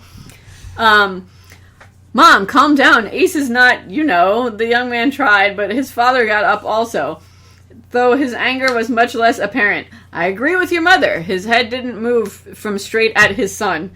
Miss Gilmore, I'm sorry. I'm sure you'll understand why we feel uncomfortable with your presence in our home. I do? Please get the fuck out. Lovely, Eli cried out. One of them is a jokester. Just what we need. Granddad, Logan hissed. She doesn't know. Doesn't know, the old man snorted. She doesn't know? Don't be stupid, Logan. Of course she knows. How could she possibly walk around and not know? She knows. She has to know. You okay there, Steve? Am I clipping? I'm just trying to get into the characters. My job. Being repetitive is my job. if I may, Rory said shyly, getting pretty freaked out by the whole thing. Jesus, Logan was, okay in the sack, but she was willing to give it up if it meant not spending another moment with such weirdos. You may not, Shira exclaimed. You most certainly may not say a word, young lady. You have come to spread discord and your filth poison, but you shall not have it for a moment longer. What discord? What poison? Like, seriously, what? Did she actually say, like, seriously, what? No, or is that that was an internal monologue? What? Okay. What discord? What poison is in quotation marks, and then like seriously, what is out of quotation like, marks? Seriously, what would be great if she said that? Okay. That I would say that. Yeah. Don't pretend you do not know, Eli took over. I'm sure your dear grandmother, he spat, has been quick to teach you all about your families. He made a vague motion. Wiles. Ooh, okay now, Emily Gilmore and Wiles? What the fuck is happening? Look, I don't know exactly what you guys... You need to end this right now. This joke has gone on for too long. Mitchum finally pitched in on the conversation, his face cold as he looked straight ahead at his wife. Logan, he barked, and the young man jumped. Dad, you cannot think that this can possibly work out. Even if she doesn't know, it can't go on, Shira urged him. Please, son, for the family. I really don't know what's going on here, Rory said after a beat, but I'm pretty sure this is the time to walk away. She turned to Logan, who had turned his head slightly away from her, but just to clarify, in case I have another case of insanity and decide to date another guy from society with an equally messed up, insane, bizarre, challenging family, what are you guys even talking about? And seriously, her grandmother's wiles? Maybe this is a conversation for you to have with your grandmother, Mitchum said, suddenly a little subdued. You're kicking me out of your house. You're making my boyfriend of all of one day dump me. I'm pretty sure I deserve at least an explanation as to why, Rory said, standing her ground. Such a waste, Honor bemoaned. Honor is his sister. Shaking her head and reaching for her water. Not putting a whole lot of fucking expectations on your kid. I should have named my daughter Honor. Yeah, or like Prudence. Chastity. I agree with my husband. Valedictorian. President. Overlord. World Uniter. I agree with my husband. You should speak to your grandmother about your how shall I put it? Your hummers, they're very bad. Logan has been telling us how shitty you are at giving head. Emily Gilmore's family proclivity is for cold-blooded little demons, Eli said dryly. Cold-blooded what? You are either the best actress in the world or your grandmother has been very negligent. Okay, I'm gonna just... Rory stood up and surveyed the family inside. And could you guys seriously take off those glasses? It's pretty ridiculous. She thought they all traded looks, though it was difficult to tell. This is the first time the glasses are mentioned, so don't feel like you're confused. Okay. Perhaps that would not be the wisest thing, Miss Gilmore, Mitchum said slowly. I'm sure your grandmother will be able to explain why. Why are all weirdos who insist on wearing sunglasses indoors? Rory blurted out. We're not weirdos, thank you, Shira sniffed. We are merely careful. About what? About you, Miss Gilmore, Mitchum said smoothly. Believe me, our ancestors have fallen for pretty faces such as yours, such as your grandmother's, and no one on this table and so forth will ever fall into your family's claws. On this table? Ever again. That's why I stopped. I thought I missed something. I didn't. So she leaves, and she says they send one of their drivers to take her, and she waits outside for him, and they are just really vague about what the deal is. So she goes and gets in the car, and she's really confused. Miss Gilmore, a man in a dark uniform said politely, motioning for her to enter a black car. She smiled at him, noticing his sunglasses, and kept back a sigh as she got in. I'm sorry, I didn't catch your name, she said, looking to the front. The driver removed his sunglasses mercifully, and he looked at her reflection in his mirror. Marcel, miss. Nice to meet you, Marcel, the girl said gently and with a smile, their eyes crossed in the mirror. Much later, Rory would lay on a hospital bed and whisper to herself about old myths, and when her grandmother came to visit, she would keep her eyes glued to the shadow on the walls. How had she ever missed the cold-blooded demons on her grandmother's head? And on the subject, how difficult were they to manage? Because she very much liked having no fuss, no muss hair, and snakes didn't look like they were that low maintenance. What else now? First Logan, then his family, then the snakes. God. So I guess they're Medusas, and she never knew about it. Fuck? I had to read through that one to the end because I needed to know what in the name of God was happening, and it still didn't make much sense. Yeah. Are they secret Gorgons? Apparently, or can she does not see the snakes? Well, it seems like her grandmother's hair looks normal, but in like her shadow you can see them. So maybe it's some sort of like, what's the word for when you've got a glamour cast upon her head so that you can't see the snake? Glamour just spelled all gay in French. Yeah. So yeah. Wow. That was not at all where I thought that was going. No Gorgonism was ever mentioned in the show. I was going to ask you of what ethnicity was Logan, because I thought maybe it was some weird ethnic thing or whatever, but apparently it was, they don't like Gorgons. Yeah, no, he was soups white. Like, blonde hair, blue eyes. Yeah.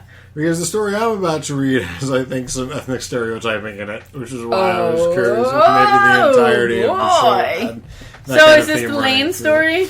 This is the Lane story, you can assume, given that she's the only ethnic in the entire show. Basically, yeah. See, now, with a name like Lane, I didn't know that. I didn't know that until I got to a later chapter. So this one, God, I'm going to read a lot of this. Okay. I'm just going to. I'm excited. Because I can't not. I'm going to eat on camera. There's no cameras here. Alright, I'm going to eat on microphone. This one, my last one for the evening, is named... Wow, Gorgons. That's really bizarre. I would like to see a crossover where she's a Gorgon and the Winchesters have to come deal with... OMG! You should write that. I'm going to contact this author and be like, yo, I want to make a follow-up story to your story. This one is called Be Careful What You Wish For, Rory. It's by Paddle Lover. Ooh. LVR. There's no vowels in the lover part on fanfiction.net. This person has like several dozen stories written on fanfiction.net. You would never guess what they're all centered around. Gilmore Girls? Nope. Asians. Again, Paddle Lover. Oh, okay. Sorry, that was dumb of me. So, this piece is written in 6 chapters. At the beginning of chapter 1, there's a quick introduction, and then there's like a bolded, what I assumed was a title for the chapter. I was really hoping that this was going to carry over to every chapter, and every chapter was going to be titled something, but they didn't. So I don't know what happened. But I'm going to read you what I consider the title. I'm doing air quotes for chapter 1 because I love it so much. Chapter 1. And what was the story called again? Be Careful What You Wish For, Rory. Okay. Again, by Paddle Lover on fanfiction.net. Right, okay. Chapter 1. Bus delay countermands best laid plans. So this is mirroring something that I assume happens for real in the show. I think it's in season 2, maybe, where Rory misses Lorelai's graduation from college or something because she takes a bus to New York to meet a dude. Yes, and she tries to get home, but the bus doesn't leave on time. I couldn't tell if she was on the wrong bus or she just misunderstood the bus schedule or whatever. Either way, there was a horrible delay. Okay, either way, she doesn't make it back to her mom's college graduation. Yep. That totally happened for real. And so that's the first chapter. At the end of the first chapter, she is sitting on the front porch, still in like her pleated skirt and thigh-high black stockings and whatever. And so I wasn't sure if that also was something that happened in the show. She does go to private school, but they're like knee-high socks and her skirt is a okay, maybe it did say knee-high and I'm just projecting. I could be wrong. I don't know. Either way. But so that was chapter 1. In chapter 2, it's been a week since this happened, but things just aren't the same between Rory and Lorelai. But Rory thinks she knows how to fix it. Mom, I am so sorry about missing your graduation last night. I am too. There's only one O in there. Kiddo, it was very important for me to have you there and you weren't. The just wouldn't leave and I really wanted to be here for you. Instead, I had to sit across from a man who was spitting into a cup, Rory says as her voice breaks with the emotions. There's again the emotions. The emotions. And I really tried to make it home for your graduation, but it was dark and you had already left for college. For the college, I'm sorry. So I just sat on the steps until you got home. I am the worst daughter ever. Rory, I will get over this in time, but I trusted you to go to school and you didn't. You skipped school and took a bus to New York City to see Jess without permission. Mom, when naming off the list of punishments I deserved and suggested you give me, one of them was a beating. Rory, I am not going to beat you. Using my hand to spank you would hurt my hand more than your bottom, even if it was bared. I know, Mom. What I should have said was you should spank me. Not sure what the difference is there, really. Don't be ridiculous, Rory. You know I don't believe in spanking. Well, maybe you should. Lane's mom spanks her when she is a bad girl. Ugh. Where is my daughter, Rory? You're talking about bad girls and spanking you. Listen, Mom, I don't like what is between us, and we both know something is wrong. I know, honey, I am just in a funk. You know, you really hurt me by not being at my graduation. Rory squats down in her dress and looks directly into her mom's eyes. Is her mom on the floor? Is her mom 4 feet tall? Perhaps her mom is 5 inches 4 feet tall.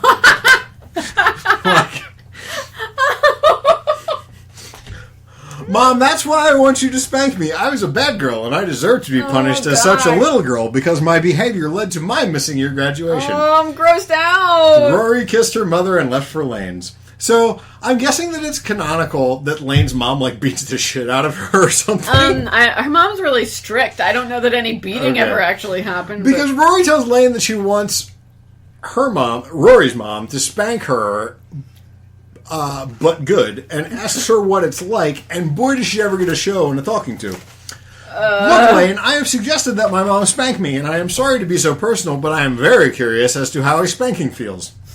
Lane springs off the bed and puts her hands on her hips, looking agitated at Rory, her surprised friend. Rory, you want to know what a spanking feels like? There's no question mark there, just an exclamation point. So, you want to know what a spanking feels like? With a swooshing sound as the back of her silk dress was pulled up her back and Lane pulled down her panties, revealing her very, blistered bottom with hues of purple bruises across both sit spots.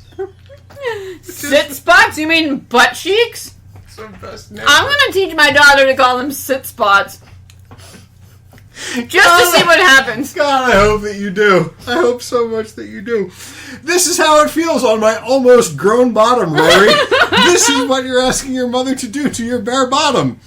Is Lane younger than Rory? That no, her bottom is age. only almost grown. They're the same. They're like 16 and when the show starts. Okay. Rory looks at her friend's colorful mosaic bottom and swallows hard. Oh, Laney, it looks so red and swollen. Does it still hurt?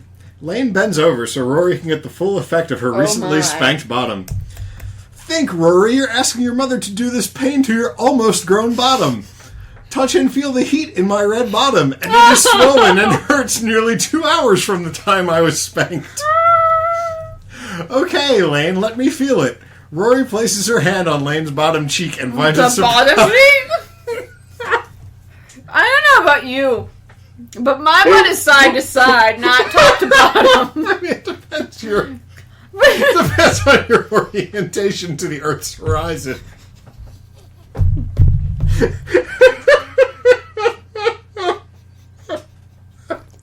How do you crouch that you have a top and bottom? Like, Oh, God.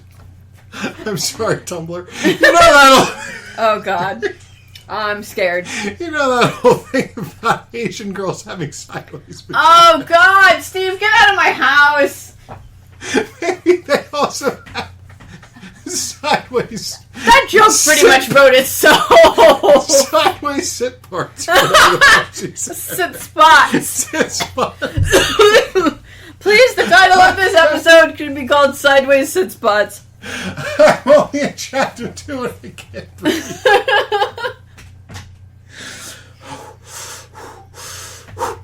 Okay. Okay, Lane, let me feel it. Rory places her hand on Lane's bottom cheek and finds it surprisingly hot to the touch. See, sister, having your dress drawn up, your panties pulled down, and spanked with some implement of disciplinarian pain is not something you should be asking for. God, I have to hiccup. No, thanks. Lane straightens up, pulls up her brief panties, and lets her dress fall over her sore behind. Well, I have not convinced her to spank me yet, so I will just not bring it up again. Be kind to your behind, Lane said, and they both laughed at her pun. Is that really a pun? Is that a pun? It's a pun. It's just not a very good one. Is it a pun? I mean, you know what? Maybe it's not a pun. Be kind. I mean, it's a pun if you take it as a spin off of Be Kind Rewind. I don't think anybody... That's only a sideways rhyme too. Much like a sideways butt. Yes.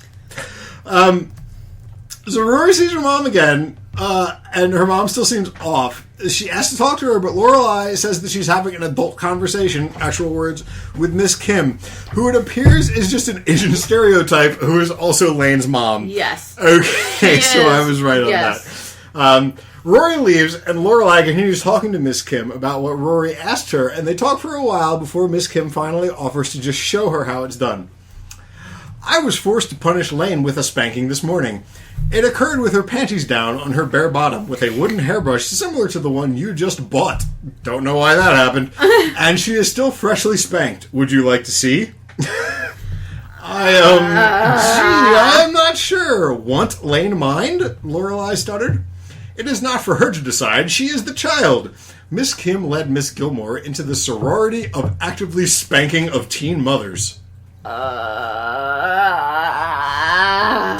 Lane, come down here now. We are discussing your spanking you got this morning. Oh, no, Mom. That would be two with one O. Embarrassing. Okay, we will come up there and I will give Miss Gilmore a product demonstration with the beautiful antique rosewood hairbrush she just bought. Is that what you want, daughter? Miss Kim sternly threatened. There was a clambering sound heard on the stairs as Lane quickly made an appearance downstairs. Oh, hi, Miss Gilmore, Lane sheepishly greeted Rory's mom. Lane, go to the front door, lock it, put out the lunch sign out, close all the blinds across the front of the store, Miss Kim ordered. Lane, with fear in her eyes, quickly obeyed and realized her mother might have decided to spank her again for Rory's mom's benefit. Meanwhile, Lorelai is very uncomfortable and does not want to witness Lane spanking her. Really, that is okay, Miss Kim. It is not necessary. Lorelai dances in place, which is a very... Exactly. Come here, Lane. It is time to show what happens to teens with an apostrophe S as if it is a possessive who think they are almost grown and two with one O, old and big for a spanking. No, Mama, my bottom is still so red and sore from this morning. Please not in front of Rory's mom. That would be so humiliating. A worried Lane begged her strict Korean mom for an unlikely reprieve. Thank you for inserting that she was Korean into that statement. Miss Kim, I thank you for helping me pick out a suitable hairbrush for your child-rearing candor, but, Lorelai said in a very nervous voice. Lane wondered if she had heard right. Pick out a suitable hairbrush, but Rory had changed her mind and was going to rescind her offer to be spanked by her mother. Nonsense. Lane, raise the back of your dress and show Miss Gilmore your brush marks below the sensible panties you were wise enough to be wearing, Miss Kim commands. If it was possible for the Korean, thanks again, teen girl, to be relieved after such a command, it was her now. Lane, with a slightly nervous smile, raised the back of her silk dress up, over her bottom, and held it against her waist. Lorelai could clearly see the results of Lane's earlier spanking as the red and purple brush-sized blotchy marks showed up the leg bands of her brief panties. Miss Gilmore, these are the types of marks your hairbrush you have just purchased will leave in this same area of the lower bottom cheeks, Miss Kim simply stated. This news Lane saw was bad for Rory, and her changing her mind about being spanked, she had more pressing matter currently to worry about as she had her dress up around her waist and her purple hue bottom spilling out from underneath her panties. On top of this, Rory's mom was looking at her punished bottom. How hard a swing caused these blotchy places visible down there, Rory's mom sounding like she was becoming a convert. Mom, can I pull up my panties now and lower my dress, ma'am? Lane asked. Miss Kim ignored her daughter's plea, and Lane feared another spanking. You should have come down and presented yourself to your betters when I first asked. Bend over the counter now, Lane, Miss Kim ordered. Reluctantly, with a sniffle, Lane bent over the nearby wooden counter, and as she did, her panties rode up her bright red bottom cheeks, which showed numerous blisters. So, Jesus! I'm just gonna assume that is, like, all this imagery that the person is very clearly painting is, like, what this person is super into. Yes. And I imagine if you went to the dozens of other stories they had written about dozens of other fandoms. Panties sliding up from bending over and all that. Okay. And blisters. So if I ever write a story about the spanking, I can come back to this and see what people are looking for. What Lane heard next caused her to almost pee her panties. God, I hate that word so fucking much. Lorelai, taken aback by the request, robotically hands Miss Kim the rosewood hairbrush. What do you think will happen to Lane next? I'm asking you, the reader and or listener. Has Lorelai been convinced that a spanking with her new hairbrush is the right remedy for the problem Rory and her mom? I don't know. Oh my God. Has she been convinced? But it wasn't enough to convince her either way, because in part 3, Lorelai gets to see the spanking and the results in action. Lane, lean forward further and spread your legs. I want to show Miss Gilmore an unspanked area for me to swat with the hairbrush to show what happens to teen girls who dilly-dally before obeying their They''-re mother before her eyes. Lorelai, taken aback by the request, robotically hands Miss Kim the rosewood hairbrush, not quite believing what is transpiring. Laura Lane leans forward further and spreads her legs wide, perspiring. Are her legs perspiring? Specifically? Is she wide perspiring? Like very thick sweat drops like you might see in an anime appear over someone's forehead? Lorelai noticed an unconscious physical response to her new chilling eye-witnessed further spanking. As the Korean, teenager did the soft brown tone of her bottom framed by the red and purple hue seen through her now tightly stretched panties, which, in this position, her nylon undies became sheerer. That is not a sentence. I mean, it starts with a capital and it ends with a period. I just want to read this again. As the Korean teenager did the soft brown skin of her skin tone of her bottom, framed by the red and purple hue, seen through her now tightly stretched panties, which in this position her nylon undies became sheerer. There's no punctuation in there except a period at the end. It's like a question on the SAT where it's like, please insert the correct punctuation into the sentence. Yeah, basically. Yeah. Lorelai could see the brown fringed hair of her ass. No! And the star hollow between her spread cheeks of her bottom hole. What? Did Lane realize her private part were on review? Rory's mom wondered as Miss Kim took charge, taking her place holding the hairbrush behind a step to the right of Lane. Since we have a guest, your panties will remain in place, but you may not grab and adjust your panties if your wiggling during your spanking should cause your panties to creep up on your bottom. Is that understood, Lane? Yes, ma'am. It is imperative for discipline to smite out the willful child with a punishment that is sharp, burning, and unpleasant. Mrs. Gilmore, I note that she was Miss Gilmore before, but now she's Mrs. Gilmore. Yeah, maybe because she's been inducted into the sorority of teen beating, spanking, whatever. Mrs. Gilmore, that is the objective of spanking, or in this case, to deal with Lane's objection and hesitation to showing her bare, red spanked bottom to you as she was ordered to do. Lane's mother explained to Rory's mom. All of Lane's wiggling bottom motions and bucking had unseated her panties, causing them to creep up, first uncovering her lower butt cheeks. The thin panty material was stretched so tight across her ass the bottom cheeks delineated almost nothing was How left unseen. How many cheeks does she have? Someone explain to me this butt. Is it 4 quadrants? Like a Star Trek alien. Spank, crack, whack, spank, crack, whack, and spank. Miss Kim had Lane squirming on her pantied bottom, rocking as she applied the wooden hairbrush to her yet untouched inner thighs, available for spanking in her spread legs position bent over the display counter. Available for spankings today! Why did she not look away, or better yet, beg off and retrieve her hairbrush purchase to stop Lane's spanking, but she did neither. It was like watching a building burn down, or in this case, a burning bottom. No matter how hard she tried to tear herself away, she could not look away, as Miss Kim continued to tear up Lane's bottom, as well as spread her inner upper thighs. Spank, whack, crank, spank, whack, spank, crack, spank. The results were telling, as the hard, concentrated spanks across the top of her cheeks kept cracking right across the butt crack, caused the panty fabric to dig in deep into the crack of her butt, leaving the cheeks of her bottom on view. I am like, what? There's so many words. I don't... Did the author get so excited writing this that they couldn't think straight anymore? That was my thought, too. Because it seems to be getting worse as it goes. Either that or English is definitely not their first language. This was actually one of my questions for you. How long ago did this person learn English? And what language? I'm sorry. And from where did they learn English? Was it just... Oh my god. Like videos about disciplining your child in the 70s? Was it spanking fetish videos? Because those seem like the only two. conceivable options. Well, the author's bio says, "Hi, I am now Strawberry Frog and me, a girl with a purpose, much more to come." Miss Kim rests the flat back of the cool wooden hairbrush on Lane's quickly reddening, still baby fat, swollen bottom cheeks.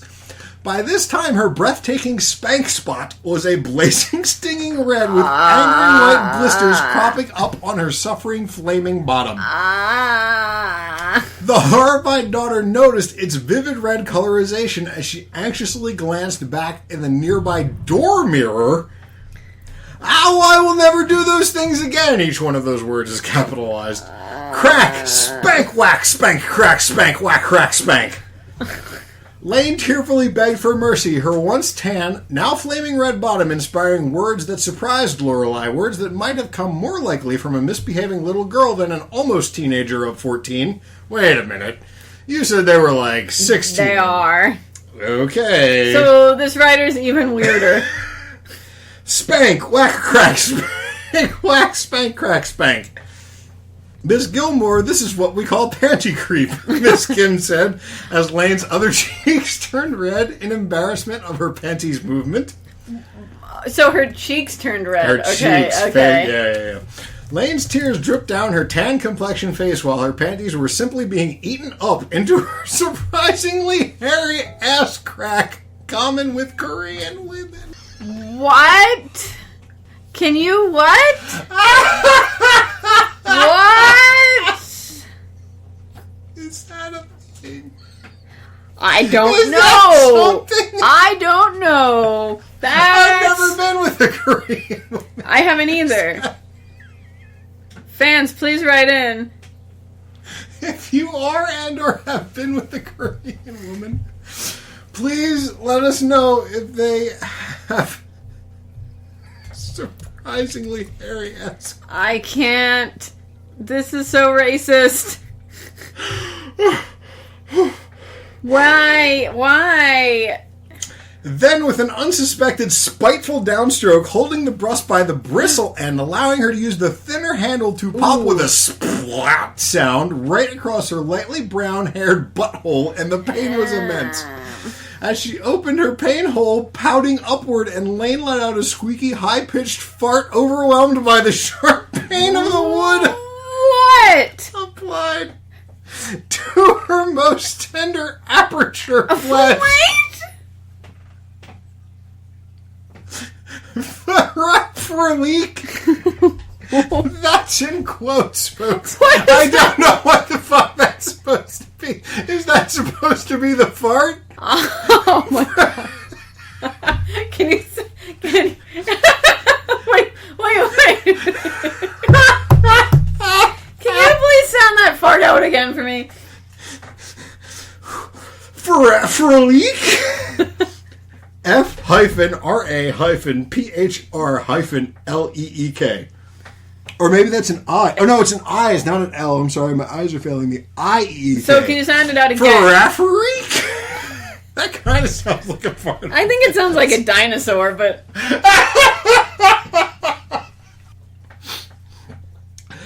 Lorelai noted with interest the incredible redness burn Lane was feeling and purple bruise marks on her bottom. I picture her like, This is very I'm noting this with interest. Let me get out my notebook, and she flips it, and it's one of those really narrow ones that like journalists use. The demonstration had hit the nail on the head that this would be an effective punishment for Rory's willful behavior, disobeying her going to the Big Apple to see Jessie. Well, Rory would be an apple, a bright red apple. The twist is Rory had asked for a real spanking, and now she was going to get her wish, and she would be a very sorry young lady with a very, very sore and cherry red bottom by her dismissal. I guess by dismissal from the spanking, like by the time she says she can go, I guess. her bottom will be by cherry the time red. she is dismissed. Correct. Okay. That's how I feel it was meant.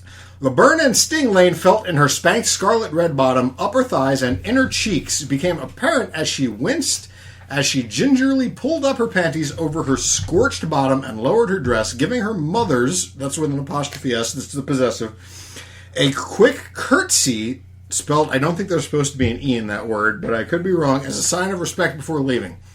A curtsy, Lorelai thought. That was a nice touch, showing the girl's humility. As Lane's dress and panties provided an agonizing friction against her burning bottom as she climbed the steps back to her room painfully, she thought to herself. Lane heard the door open, the bell ring, and the door shut as Miss Gilmore left her antique wooden hairbrush. Left with her I was going to say, all that and she left it? It was her shapely round ass that had dearly paid the price for her reluctance to pull down her panties, burying her bottom for Rory's mom to gander at. Never end a sentence in a preposition. As she if this story was a drinking game, like take a shot every time someone says bottom, I would be dead already. Everyone would be. Listeners, do not take a drink whenever I say bottom.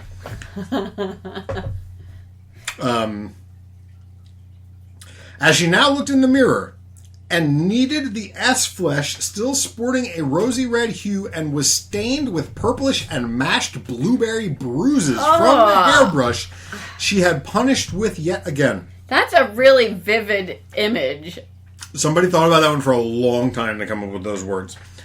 Rory may have taken her advice to be kind to her behind, but what she had not figured on was her mom becoming a spanking convert on her way home with a hard, flat, backed wooden hairbrush for her behind. Yup, my best friend was really in for it! Exclamation point. That sounds almost cheerful. Yeah. End of part 3. For the rest of the story, please your comments and opinions on what's going to happen at the Gilmore, spelled correctly. I apologize. Home. Story favorite also shows your continuing interest and desire to get more of the emotional unfolding story. I'm feeling pretty emotional. Emotion. I'm feeling the emotion. Are you feeling the emotion? I think I am. Are you? I'm feeling an emotion. I'm not sure which one it is. The author's notes sound like a customer service email. Right. They're like procedurally generated. That's why I say here, like, this writing is amazing. Like, what language is this person's first language? And from where did they learn English? And bottom no longer has any meaning to my brain. It's like completely become nonsense. When you look at a word so long, you're like, what is this even? Yeah. In part 4, Lorelai gets home and mentions the spanking to Rory, who now tries to play it off, and she says it was a silly idea. Lorelai has had enough bullshit, though.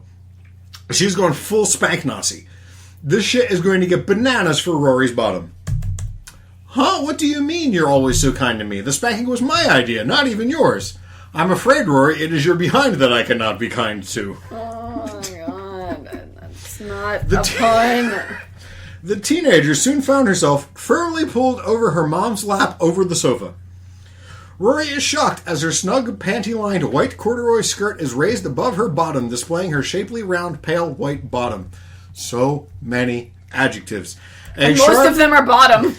A sharp spank. I think bottom is a noun.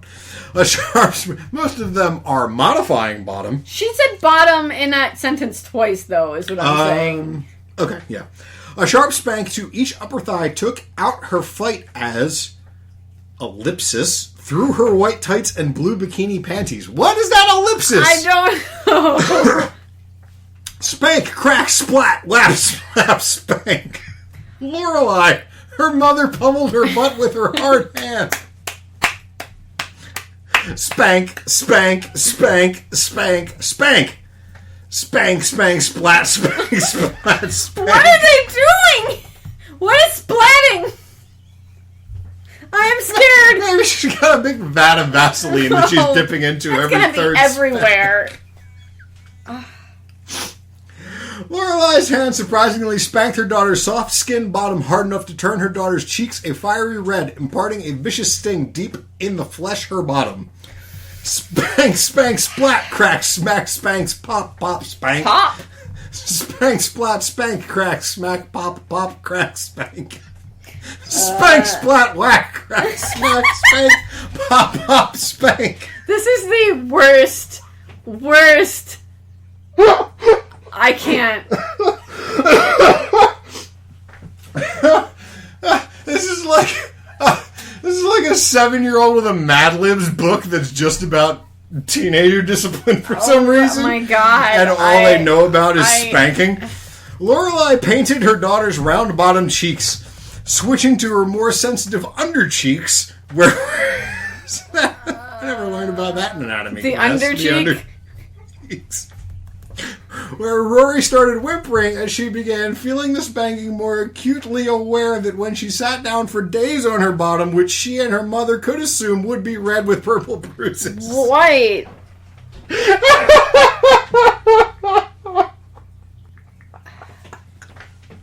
I don't even... Can I... What? I don't know what you don't understand. That sentence, that whole sentence. Began whimpering as she began feeling the spanking, more acutely aware that when she sat down for days on her bottom, which she and her mother could assume would be red with purple bruises. I don't know what part of that is. What is she more acutely aware of? That's what. Aware that when she sat down, what? Like, the rest of the sentence just describes what her bottom is going to be like. It doesn't... okay, it's fine. Lorelai's hand continued to reverberate off her soft bottom as her flippant attitude about Rory's concern with her dating safety. What? That sentence also does not have a point. Listeners, I want to assure you, I didn't make this up as a joke. No, you can go to really fanfiction.net and read. It'll be linked on the Tumblr. Word for word, or go to our Tumblr and we'll link it. Rory's mom, fuming, says, asking for a spanking, to soothe your conscience. I'm sorry, conscious. Spank, crack, whack, slap, splat. Spank, crack, whack, spank. This story is the worst bowl of Rice Krispies I have ever eaten.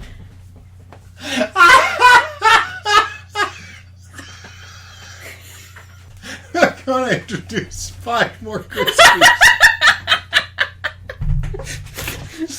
Spank, splat, crack, pop. I know what pop exists. Whack. Whack and crack. That bowl's going to be real crowded pretty soon. Oh my god. Listeners, I'm crying so hard I can't even, read my screen any longer. I can't even eat my tomato soup. Rory did... It's red like her bottom. Oh, God. Rory did... Now I have to throw it out. Rory did her best not to cry out from the spanking, but her tummy rumbled as she pulled in on her stomach to move her red spanked bottom cheeks further into her lap. She's sucking in her own ass to try to keep it from getting hit so hard. I can't breathe. I'm picturing this. The whole thing's going down in a very Ren and Stimpy illustrated. Yep, I'm picturing it kind of rolling up like a window shade, maybe. And those are totally the sound effects that would pop up on screen in a Ren and Stimpy cartoon. Also. My God. The spanks built the sting deep in the skin of her baby fat bottom cheeks into a raging bonfire of heat. Lorelai's hand rested on Rory's red-hot, fleshy bottom, and she continued. Now, Rory about... ellipsis. Rory took comfort that the spanking had ended. Mom... Rory realized she had just lit the fuse, and it was the firebomb that would soon be centered in her bottom. Dumb objections, humph. Rory's mom fumed as her face turned red. Yes, ma'am. Miss Gilmore squeezed her daughter's bottom cheeks, thought the thin of pantyhose, 2 words, and panties, to send a message that this had just become a serious spanking as goosebumps broke out across her rump in new uncertainty. Rump is one that I'm surprised we haven't gotten to yet. New uncertainty. Her butt is uncertain. It had become very apparent that Lorelai was not getting her message through, as a parent to Rory had yet to react to her spanking. Lorelai determined it was time to move on to a more humiliating status for Rory. Oh my, I'm Reaching scared. for the panty-elastic hem of Rory's blue bikini panties, the teenager was about to find out that her bottom, as unimaginable to her as it was to her, was about to shock Rory with an apostrophe and no S at the end of it, proprietress, and take her panties down.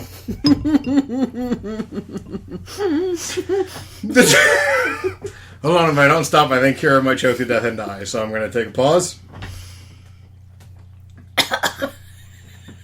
I I shouldn't be eating. You should not be eating during this podcast for many reasons, but that's one of them. Okay, guys.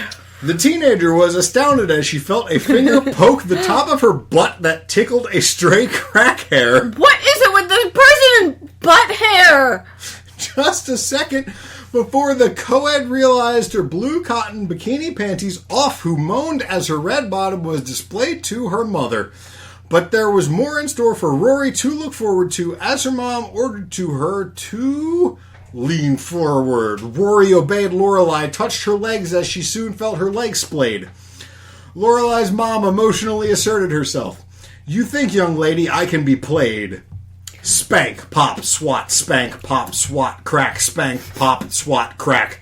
Spank, pop, swat, spank, pop, swat, crack, spank, pop, swat, crack. Spank, pop, swat, spank, pop, swat, crack, spank, pop, swat, crack. Rory's red bottom squirmed as she kicked her legs as Rory realized her mom can see her privates, including the most private of all orifice, her pink rosebud. Why you do this to me? Why? This was your topic suggestion. Why you do this to me, paddle lever? Rory protest, ellipsis. Pull my panties back up, Mom, not on the bare bottom. I know I broke a rule, but I am too old for a bare bottom spanking over your lap.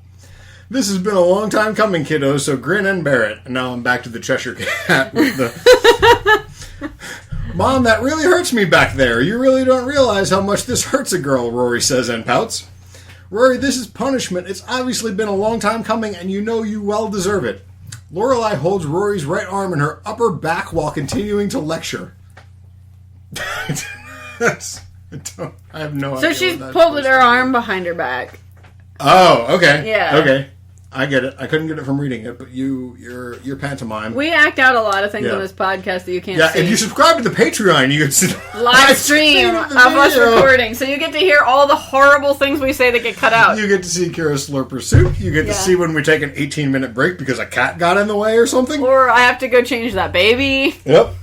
By the way, the Patreon isn't actually set up, but maybe by the time you see this, the Patreon will be set up. If you pay money to our Patreon, cut this. If you pay money to our Patreon, you're a fucking idiot. That is not true. It is a great value. I said cut this. Come on, $1 a month, and you can see us. Rory begged her mom. There's a semicolon there. Rory begged her mom, comma. Oh, Mom, do you have to? My bottom stings and is so sore already. Oh, Mom, you don't realize how much your hand hurts a girl's bottom. Rory's mom was not swayed by her teen daughter's argument, with her spanking continuing that she had so eloquently lobbied for her sore bottom to be spared further pain. Why? Nonsense, Rory. I think you are due some more needed discipline that I will teach you, D, proper behavior and comportment. That's a word I didn't expect to see. The strength in her mom's arm and the power behind the spank surprised Rory as they landed and sunk into her still baby fat. That's the third time that's come up. Bottom cheeks. Spank, spank, spank, spank, spank. 5 more times, Rory's mother laid into the plumpest summits of both of her rapidly reddening, shuddering bottom cheeks like an expert delivering hard, vertical swipes of her hand. An expert what? Delivering hard, vertical swipes. Rory Gilmore's bucking tomato red bottom, just like that soup you're eating. I was just about to take bared and blotchy as the spanks came down much harder and faster. Her reddening butt flexed and bobbed as her stomach muscles were pulled in and out, resulting in tummy cramps as she desperately tried to hold in her sobs. And again, I'm seeing the Ren and Stimpy. Yeah. I can totally see Stimpy flexing his ass like in and out. Rory felt these more acute as these were the hardest spanks yet. Spank, spank, spank, spank, spank, spank, spank, spank, spank, spank. Oh my God. Rory's mom finished with a last hard 5 spanks to each of the boiling spots of pulsing, burning red Nova heat across the surprisingly baby fat of her lower. They're still there. They still exist. The lower bottom cheeks, yeah. The lower bottom cheeks, sure to be felt when she sat down for a few days. It's got to be like a 4-cheek quadrant. Like 2 upper and 2 lower. Right, you got northeast. Right, yeah. Northwest, southeast, southwest. Right. Lorelai was perturbed with her daughter's endangering behavior, skipping school and going to New York City to be with Jess. Though she had fessed to the unsafe rendezvous, nothing follows that. The oldest of the Gilmore Girls knew her best, and this new grown-up attitude merited the kind of spanking Miss Kim had given her teen daughter, Lane, and Rory would remember for a long time. Rory's bottom was burning, and she was relieved her bare bottom spanking with her mother's hand had stopped. We have a ways to go before your lesson is finished, so let's get cracking. To Rory's growing horror, despite her sorrow, her spanking apparently was not over. Lorelai pulled off the top of the dollhouse, flipped it in her hands, and Rory's eyes went wide as she slid a wood-backed hairbrush out of the secret compartment hidden in the attic intricacies of the 2 TOO scale 2 TWO story dollhouse. There are still 2 more chapters. Also, is the dollhouse a thing? Yeah. There's a big dollhouse in their living room. And it plays prominent. It's like a family heirloom or something. A spanking monument. It's from her childhood, which she hated her childhood. So it's the one thing that she actually enjoyed. Lorelai or Lorelai, the older one, the mom. Gotcha. Who, by the way, is 32 when the show starts with a 16-year-old daughter, and I was like, well, I am severely behind schedule. Well, I thought isn't the whole push-pull of the shows, babies having babies, it is. They're mom and daughter, but they're also besties. Yeah, because she was 16 when she had her or whatever, but it makes me feel real old. Chapter 5. Rory was shocked, scared as she looked at the wooden hairbrush her mom was holding and decided to bolt. She sprung off the couch where she had been laying, cherry red, spanked in color, butt up, and in her hurry failed to realize her panties were still around her ankles, so she tripped and clumsily on her sore red bottom. Ouch! Rory rubbed her behind /hiney. Right. Rory looked up her mom holding the wooden hairbrush and caught her eyes with a doe deer, spelled DEAR, look and a cute pout. Mom, I have changed my mind and we do not need to progress any further. Taking charge of the situation, Lorelai went over to the trembling teenager of 18. Wait a minute! They were 14 an hour ago. And bent down, firmly grabbing her by shoulder and helping her stand with her panties down. And then she clamped her fingers on an ear and pulled the protesting bad girl back over to the couch and lap to continue her spanking. Lorelai rested the flat wooden surface on the skin of Rory's bottom, and she was surprised as it felt cool. Let's get one thing straight, young lady. I am the mother and you are the child. Though it has been a while and you think of me as your friend, it is my duty to fry your rear end when you whim to follow your heart leads to danger. Wait! Your whim to follow your heart leads to danger. Fry your rear end. I didn't say any of those words, right? That's what you're reading? Yes. Okay. Spank, whack, crack, pop, swat, splat, spank. Part of a complete breakfast. An upside down red heart emblazoned on your ass. Roy, who hasn't even been in this story, where did he come from? Was amazed at the difference of the hand spanking and the hairbrush. Very Ren and Stimpy-esque. I see the business looking dude pop up from behind the sofa and then he just disappears. Or Roy was also the name of the character that they inserted into the Simpsons household during the Poochie episode when Lisa, I believe it was, said that when a show is doing poorly in the ratings, they'll just introduce another character. Roy was the name of the teenager who started living with them, so I can picture either that or the thing that you said. Oh, God. They're both great. Okay, Mom, I get the point. Please stop. Afraid not, my dear. From now on, it is the brush your rear will fear. Oh, my God, no. Pop, swat, splat, spank, whack, crack. End of chapter 5. Chapter 6. Last chapter. Does this story have any reviews? Where will we end? I didn't even I'll get look. to it. I'll check it out. Lorelai lowered her hand, holding the heirloom airbrush. Sorry. The H's in the beginning of both those words threw me. Holding the heirloom hairbrush against English is dumb. Against Rory's hot to the touch, reddened hip, and trembling reddened butt cheeks. The younger Gilmore Girls find Hiney, this time Hiney is spelled with an I-E, before it was spelled with an E-Y, was already throbbing, but her eyes widened and she tried to buck herself off of Lorelai's lap when she saw her mom brandishing the wooden hairbrush over her trembling bottom once again. The brush lit a new fire in her cute red caboose. Oh, God, stop talking.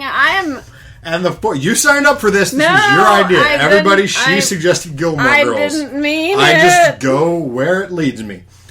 The force of the swats against her pampered tush began to bruise and turn her butt from red in color to a bright purple. Pop, spank, crack, whack, splat. Forgiveness. That's just a word that's there. It's its own paragraph. The result was an intense release of pent-up emotions trapped inside Rory and freed through the focusing pain of attrition she was feeling in her puffy butt. Rory looked back up at her mom, sweeping her brown hair out of her face, revealing her reddened eyes with tears dripping down her face, while her crying had taken on a heaving hiccup, bawling, spelled B-A-L-I-N-G, like that's ballin' as fuck, quality that expressed the teenager had truly learned her lesson. So, spanking your 18-year-old, 14-year-old, your daughter that exists somewhere between 14 and 18, you can't really tell until you become an observer and collapse the wave function daughter, truly works. Truly learned her lesson. The emotions of what she had done to her mom, missing her graduation, released the floodgates and it felt great. Indeed, not her ass, but the feeling of redemption. Lorelai dropped the hairbrush and hugged Rory's bottom hard, bursting into tears as well. I picture the ass hug. Yes. Oh it's my! So it's good. Like, oh God! She's hugging Stimpy's butt in my mind. Like it's like up in the air. Another suggestion for title episode: hugging Stimpy's butt. All had been forgiven, emotions were running high, and it was time to put this nasty nonsense behind them and move on with more pleasant activities, as like dinner at Luke's Diner. Mom, I don't feel like going out to eat under the circumstances, Rory said. Okay, we can continue with your lesson if you prefer, Lorelai quipped, picking up the hairbrush. That's a funny thing to joke about, right? No, that will not be necessary. Only the second semicolon in the entire story. I just need to freshen up first, okay? Rory said. Okay, sweetie, that will be fine. Get dressed and we will dine, Lorelai said. That sounds like a threat. This guy really likes rhyming threats. Rory, got of her mother's lap and vigorously technically she was got of her mother's lap, right? Got of her mother's lap and vigorously rubbed her bottom, trying to take some of the sting out of her behind. Fine for her, but not for my behind. And why had Lane not warned me, Rory thought to herself. Lane super warned her. I know, right? What a fucking short-sighted bitch. I am going to call that girl and have her answer to me at Luke's. End of chapter 6. Now, these things that I'm about to say are not me. These are literally written after the words end of chapter 6, at the end of chapter 6. Will Luke notice Rory sitting funny and guess she has been spanked? Will Lane show at Luke's and put cream on the glow of Rory's blistered ass? But it's a cliffhanger. There's no chapter 7. Not enough people favored it in comment.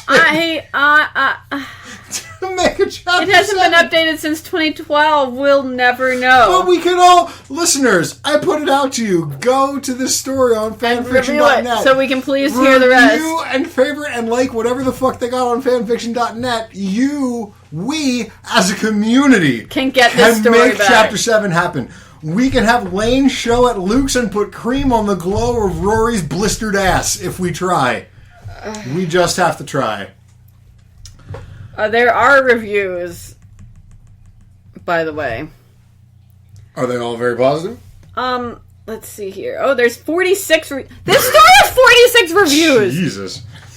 A lot of them seem to be by someone named Wanda Marie, who says, oh my, separate... Now, each of these... says that 46 different times. Close. The most recent one is from September of last year. It says, wow, great story, thanks. Maybe you continue sometime. And then Wanda Marie says, oh my, and then a separate comment, good one, and then a separate comment, oh my, Rory did earn the spanking, and then a separate comment, oh poor kid, and then a separate comment, oh my, and then a separate comment, oh my, great start. And someone else named Cecilia Dryan is asking for more. I thought someone else named Spawn says, this is one of my favorite shows. I thought you did a good job with the story. Penny says, a good lesson for Rory. Too bad she didn't get it until she was 18. But no, she was 14 when the story started and 18 when it ended. So apparently the spanking transpired over 4 years. This one says, by Nicholas, says, it's a decent story and all that, but I have to ask, what the hell is up with the dialogue? No one talks like the characters in this story are. No one talks like your comment, Home Slice. Well, how can it be a decent story if it's nothing like a good story? I guess she just likes blistered red bottoms. Here's someone questioning the ages. Yeah, this is... okay, I'm glad somebody brought that up. Yeah, there's a bunch... I like this one, and then I'll stop reading the comments. I suggest that you all just go read the comments, but I really enjoy... Go to our Tumblr, slashandburn.tumblr.com, and you'll find a link to this Slash and Burn Pod. I'm sorry, slashandburnpod.tumblr.com, and you can find it. Yeah, but Twitch25 says, I think Lorelai would be horrified at the very idea of striking her daughter. Having her do so is completely out of character. If you want to write original fiction, then bloody well do so. If you are offended by the parenting portrayed on the show, then why write fanfiction for it? It just doesn't make sense. Well, that guy sounds like me. If I cared. But yeah, so there's tons of other reviews. Go read them yourself, because, yeah. And request Chapter 7, for Christ's sake. Yeah. Please, we could feel like we'd done something on this earth if we got Chapter 7 written. Thank you ever so much for listening to Slash and Burn. We love you guys. That's sincere. Emails and tweets and such have been coming in at a more rapid pace. Yeah. The download numbers continue to climb. We love that you guys love what we are doing. Yes. Write to us at slashandburnpod@gmail.com or slashandburnpod@gmail.com. Review us on iTunes. We have a Tumblr now. Yes. As I said, it is slashandburnpod.tumblr.com. Yep. You exist on the internet, so you probably know that Tumblr does not have an E in it, but just in case you didn't, Tumblr doesn't have an E in it. Good call. Share us with your friends and loved ones. That's the most important part, but be careful with which loved ones you share us. Yeah, I was going to say, don't share them with our loved ones. Can I tell you? I was at dinner with my brother and his girlfriend last weekend, and we talked about how we had a podcast, and she's like, oh, what's your podcast? And I was like, oh, my friend and I talk about fan fiction, and she's like, oh, like what kind of fan fiction? And I'm like, like sex fan fiction, and like her eyes got real wide, and she was like, so what is it, like bad? And I'm like, well, like, have you ever like read like sexy fan fiction? And she's like, yeah. She like nodded kind of shyly, and I was like, well, all of those things we say with our mouths. So your brother's girlfriend read fan fiction? Apparently. That makes me feel really happy. I know. And she said to us, she's like, wow, and we told her that we were both published smut authors. And she was like, I feel like I know so much more about you guys now. Wow. See, bringing families together. Exactly. Since 2014, we probably started doing this, actually. We've gotten 13 episodes done in 2 years. Yeah. Woo-hoo. But most of them have been in recenter times. Also, to be fair, they're like 2.5 hours long. So what do you want from us? But, so share with your friends and loved ones. But please be careful, because we say some incredibly gross shit on here sometimes, which you well know. I am about to go record a guest spot on another podcast. If everything goes well with that, I will let you guys know about it the next time we record, so you can go check it out if you want to hear me in a non-fanfiction contest. Like I said at the top of the episode, we've got an actual recording schedule now. Second microphone is on the way, so your listening experience is only going to get better. I think we're getting better at this every time that we do it. So, thank you for being with us since the begin times. Even if you weren't, we still love you. We are constantly leveling up and putting our skill points into the most correct talent trees, podcasting-wise. Do you have anything to plug, Kira? Nah. How about these wedges? You seem to be enjoying them pretty good. I did. I ate most KFC of... wedges, pretty good, but way too big? Yeah, I like the little crunchy ones better. Yeah, let's scale it down a little bit, KFC. I don't you need can like use a the whole same potato. amount of potatoes, just don't slice them so big. Yeah, give me little... If I just wanted to eat a big smushy potato, I just boil a potato and cram it into my mouth, which I do. You know, sometimes I get them and I just eat like the top part off and then leave the rest like... You know, the same way I eat pickles. You're such a fucking food weirdo. Come play The Division with me. My Ubisoft name is Procrastinaria. Procrastinaria. I think I spelled that right. I play on PC because of Doi. They wouldn't let me fit the N. You want to know how much I love The Division? Sure. Ask me how much I love The Division. Steve, how much do you love The Division? I love The Division so much that I sat here, recorded a podcast with you for 3 hours. I'm going to go home, record another podcast for 2 hours. I have to work. I have to leave for work at 6 o'clock tomorrow morning. And I'm considering, after I'm done recording my second podcast, staying up to play The Division instead of going to bed. You're a madman. Yeah, that's how good The Division is. Holy shit, is The Division good. So add me on Uplay. I also play all of the Far Cry games on there. Insert great sign off here. Yeah, I don't know. That's what I have written. We'll keep working on that. Yeah. If you have an idea, something to do on Comedy Bang Bang is every week Scott Aukerman has somebody from the forums write a catchphrase for him that he says when the show starts. If you have a good idea for something that you want me or Kira, I usually just say the first thing, but if you want Kira to do it, then specify as such, and she can. Or if there's something you want us to sign off with the pod, it doesn't have to make sense. We don't give a fuck. We just need something to say other than I'm Steve and she's Kira, because it gets boring after a while. And we use up all of our energy reading these things and laughing, and we don't have any energy to come up with anything funny at the end. So send them in. Twitter, email, Tumblr. Can you direct message people on? I don't know. Fuck. There's a message. I think you can send notes or something on Tumblr. Message us on Tumblr. We don't give a shit. Yeah, just something. Get at us somehow. But sincerely, from the deepest depths of my heart, thank everybody. Thank you, everyone who listens, for listening. The sheer fact that several people listen to this that we don't have dozens of listeners. The fact that people who we don't know listen to this makes me so unbelievably happy. 4 figures of total downloads. Not even 10 episodes. That's an average of 3 figures per episode. That's awesome. I've said since the first episode we would do this even if no one listened, and we probably would, because this is the most fun thing that I do other than play The Division. But it's fucking great that other people listen to this and like it, and all the fan feedback we have gotten has been great. I'm sure there's fan feedback that people don't send us that isn't as great, but we'd read it anyway. We read it anyway. We don't give a shit. But those of you who do read and enjoy it, we love it. We read everything you send us. I try to respond to everything you send to us, even though it might take a little while, because I'm a procrastinarian, as most of my Ubisoft Uplay name says, and my Twitter name says. But seriously, thank you. I can't mean we joke. I agree. We joke most of the time. I cannot be more sincere right now. Thank you so much for listening. Yep. You're great. And we love you. And we will be back in 2 weeks with something. Yeah. All right. Later on, everybody. Insert funny sign off here.